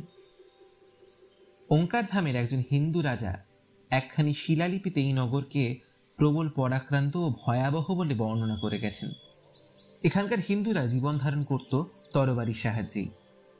তাদের স্থাপত্যেও প্রকাশ পেয়েছে সেই প্রচণ্ড ভাবই, কারণ বাইরে থেকে ভিতরে ঢুকতে গেলেই শিবের যে প্রকাণ্ড মুখখানি দেখা যায় তা ভয়ানক বটে। সে যে আগন্তুককে বলতে চায়, সাবধান, পূর্ব ও পশ্চিম দিকের মুখ দুখানি যেন অনন্তের ধ্যানে আত্মহারা। এবং তরুণের ভিতর দিক থেকে যে মুখখানি নগরের দিকে তাকিয়ে আছে, তার ভিতর থেকে যেন আশীর্বাদ ও বরাভয়ের ভাব আবিষ্কার করা যায়। প্রলয়কর্তা শিবকে নগররক্ষী রূপে নির্বাচন করে ওঙ্কারধামবাসী ভারতীয়রা উচিত কার্যই করেছে, কারণ বারে বারে তারা যখন দিগ্বিজয় যাত্রা করত, পৃথিবীর বুক ভেসে যেত তখন শোণিত প্রবাহে। প্রলয় দেবতার প্রীতির জন্যে লক্ষ লক্ষ শত্রুর প্রাণ বলি দিয়ে অবশেষে তারা নিজেরাও পাষাণ দেবতার পায়ে আত্মদান করে চিরবিদায় নিয়ে গিয়েছে। তাদের স্মৃতির শ্মশানে শেষ পর্যন্ত আজ জেগে আছেন কালজয়ী এবং চির একাকী প্রলয় দেবতাই। অমলবাবু তরুণের উপর দিকে শিবের ভয়াল মুখের দিকে তাকিয়ে ভয় ভয় নমস্কার করে বললেন, হে মহাদেব, তুমি কেবল লয়কর্তা নও, সৃষ্টি করাও তোমার কাজ। অবোধ প্রাণী আমরা, লোভে অন্ধ হয়ে তোমার আশ্রয়ে ছুটে এসেছি। আমাদের অপরাধ নিও না, আমাদের তুমি রক্ষা করো। মানিক হেসে বললে, এই পাথরে গড়া জড় দেবতার যদি রক্ষা করবার শক্তি থাকতো, তাহলে ওঙ্কার ধাম আজ শ্মশান হয়ে যেত না। অমলবাবু ক্রুদ্ধ কণ্ঠে বললেন, মানিকবাবু, তীর্থক্ষেত্রে দাঁড়িয়ে অমন কথা বলবেন না, এখনই সর্বনাশ হবে। সর্বনাশ যদি হয় তাহলে ওই পাথরের দেবতার জন্য নিশ্চয়ই হবে না, আমাদের নিজেদের বুদ্ধির ভুলেই হবে। মানিকের মুখের কথা শেষ হওয়ার সঙ্গে সঙ্গে আসন্ন সন্ধ্যার স্তব্ধতাকে বিদীর্ণ করে আচম্বিতে জেগে উঠল একটা বন্দুকের শব্দ ও তীব্র আর্তনাদ। তারপরেই আবার বন্দুকের শব্দ। অমলবাবু ও মানিকের সচকিত দৃষ্টি পরস্পরের মুখের দিকে ফিরল। মানিক ত্রস্ত স্বরে বললে, শব্দগুলো এলো বাংলোর দিক থেকে। বলেই সে বেগে ডাক বাংলোর দিকে ছুটে চলল, তার পিছনে অমলবাবু। বাংলোর চত্বরের মধ্যে ঢুকেই দেখা গেল সুন্দরবাবু খুব ব্যস্তভাবে একটা বস্তুকে নিয়ে ভিতর থেকে বেরিয়ে আসছেন। মানিক তাড়াতাড়ি শুধলে, এখানে বন্দুক ছুড়লে কে? আর্তনাদ করলো কে? আমিও তোমাদের ঠিক ওই কথাই জিজ্ঞাসা করতে চাই। জয়ন্ত কোথায়? সে তো এইখানেই ঘোরাঘুরি করছিল। মানিক চিৎকার করে ডাকলে, জয়ন্ত, জয়ন্ত! কোনো সাড়া পাওয়া গেল না। মানিক বললে, সুন্দরবাবু, আপনি ওই দিকে খুঁজে দেখুন। অমলবাবু, আপনি ওই দিকটায় যান, আর আমি এই দিকটা খুঁজে দেখছি। তিনজনে তিন দিকে ছুটল। সন্ধ্যা তখনও মানুষের চোখ অন্ধ করার মতো অন্ধকার সৃষ্টি করেনি। শেষ পাখির দল তখনও বাসায় ফিরছে, কিন্তু মন্দিরের বৌদ্ধ পুরোহিতের কণ্ঠ আর শোনা যাচ্ছে না। নীরবতার মাঝখানে ছন্দ সৃষ্টি করছে কেবল তরুপল্লবের দীর্ঘশ্বাস। হঠাৎ সুন্দরবাবুর ভীত কণ্ঠস্বর শোনা গেল, মানিক, অমলবাবু, এইদিকে। মানিক সেই দিকে ঝড়ের মতো ছুটে গিয়ে দেখলে একটা গাছের তলায় সুন্দরবাবু হতভম্বের মতো দাঁড়িয়ে আছেন। তার হাতে রয়েছে একটা শোলার টুপি। কি হয়েছে সুন্দরবাবু, ডাকলেন কেন? এ কি কাণ্ড! জয়ন্তর টুপি এখানে পড়ে গড়াগড়ি খাচ্ছিল, কিন্তু জয় কোথায়? থমকে ততক্ষণে অমলবাবু আরেক দিক থেকে ছুটে আসতে আসতে হঠাৎ এক জায়গায় দাঁড়িয়ে পড়ে চেঁচিয়ে উঠলেন, এখানে এত রক্ত কেন? মানিক উদ্ভ্রান্তের মতো আবার সেই দিকে দৌড়ে গেল। আড়ষ্ট চোখে চেয়ে দেখলে সেখানকার মাটি রক্তে যেন ভেসে যাচ্ছে। সে প্রায় অবরুদ্ধ স্বরে বললে, এ কার রক্ত? সুন্দরবাবু বললেন, কিন্তু জয়ন্ত কোথায়? অমলবাবু মাথায় হাত দিয়ে বসে পড়ে বললেন, মহাকালের অভিশাপ। মানিক, তোমার নাস্তিকতার ফল দেখো।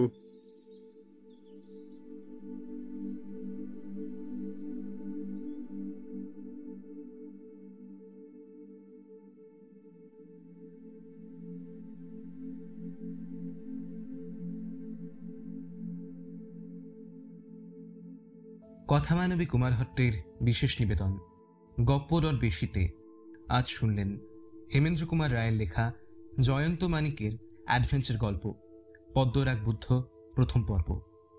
কথক ও সন্ন্যাসী শ্রমণ, পার্ক স্ট্রিটের বন্ধু ও হনুমান চৌবে দেবাংশু, অমলচন্দ্র সেন ত্রিশিত, মানিক ও সুরেন্দ্রনাথ বসু সৌহার্দ্য, জয়ন্ত অনির্বাণ, হাতি সিং সুন্দরবাবু হৃদাকাশ। অন্যান্য চরিত্রে শ্রমণ, হৃদাকাশ, ত্রিশিত, দেবাংশু ও অনির্বাণ। শাব্দিক সম্পাদনা ও আবহ সঙ্গীত সৌহার্দ্য। বিপণন ও প্রচার রীতিরেখা। প্রচারচিত্র প্রস্তুতি ও পর্ব পরিচালনায় অনির্বাণ। শেষ পর্যন্ত কি হলো? জয়ন্ত কি তবে বিদেশি শত্রুদের হাতে মারা পড়ল? জয়ন্তকে ছাড়া এবার কি করবেন মানিক, সুন্দরবাবু ও অমলবাবু? পদ্মরাগ বুদ্ধের রহস্য কি তবে আর উন্মোচন করা হবে না? এই সমস্ত প্রশ্নের উত্তর জানতে আগামী সপ্তাহে শুনতে ভুলবেন না পদ্মরাগ বুদ্ধ দ্বিতীয় ও অন্তিম পর্ব, শুধুমাত্র গপ্পডট বেশিতে। ধন্যবাদ।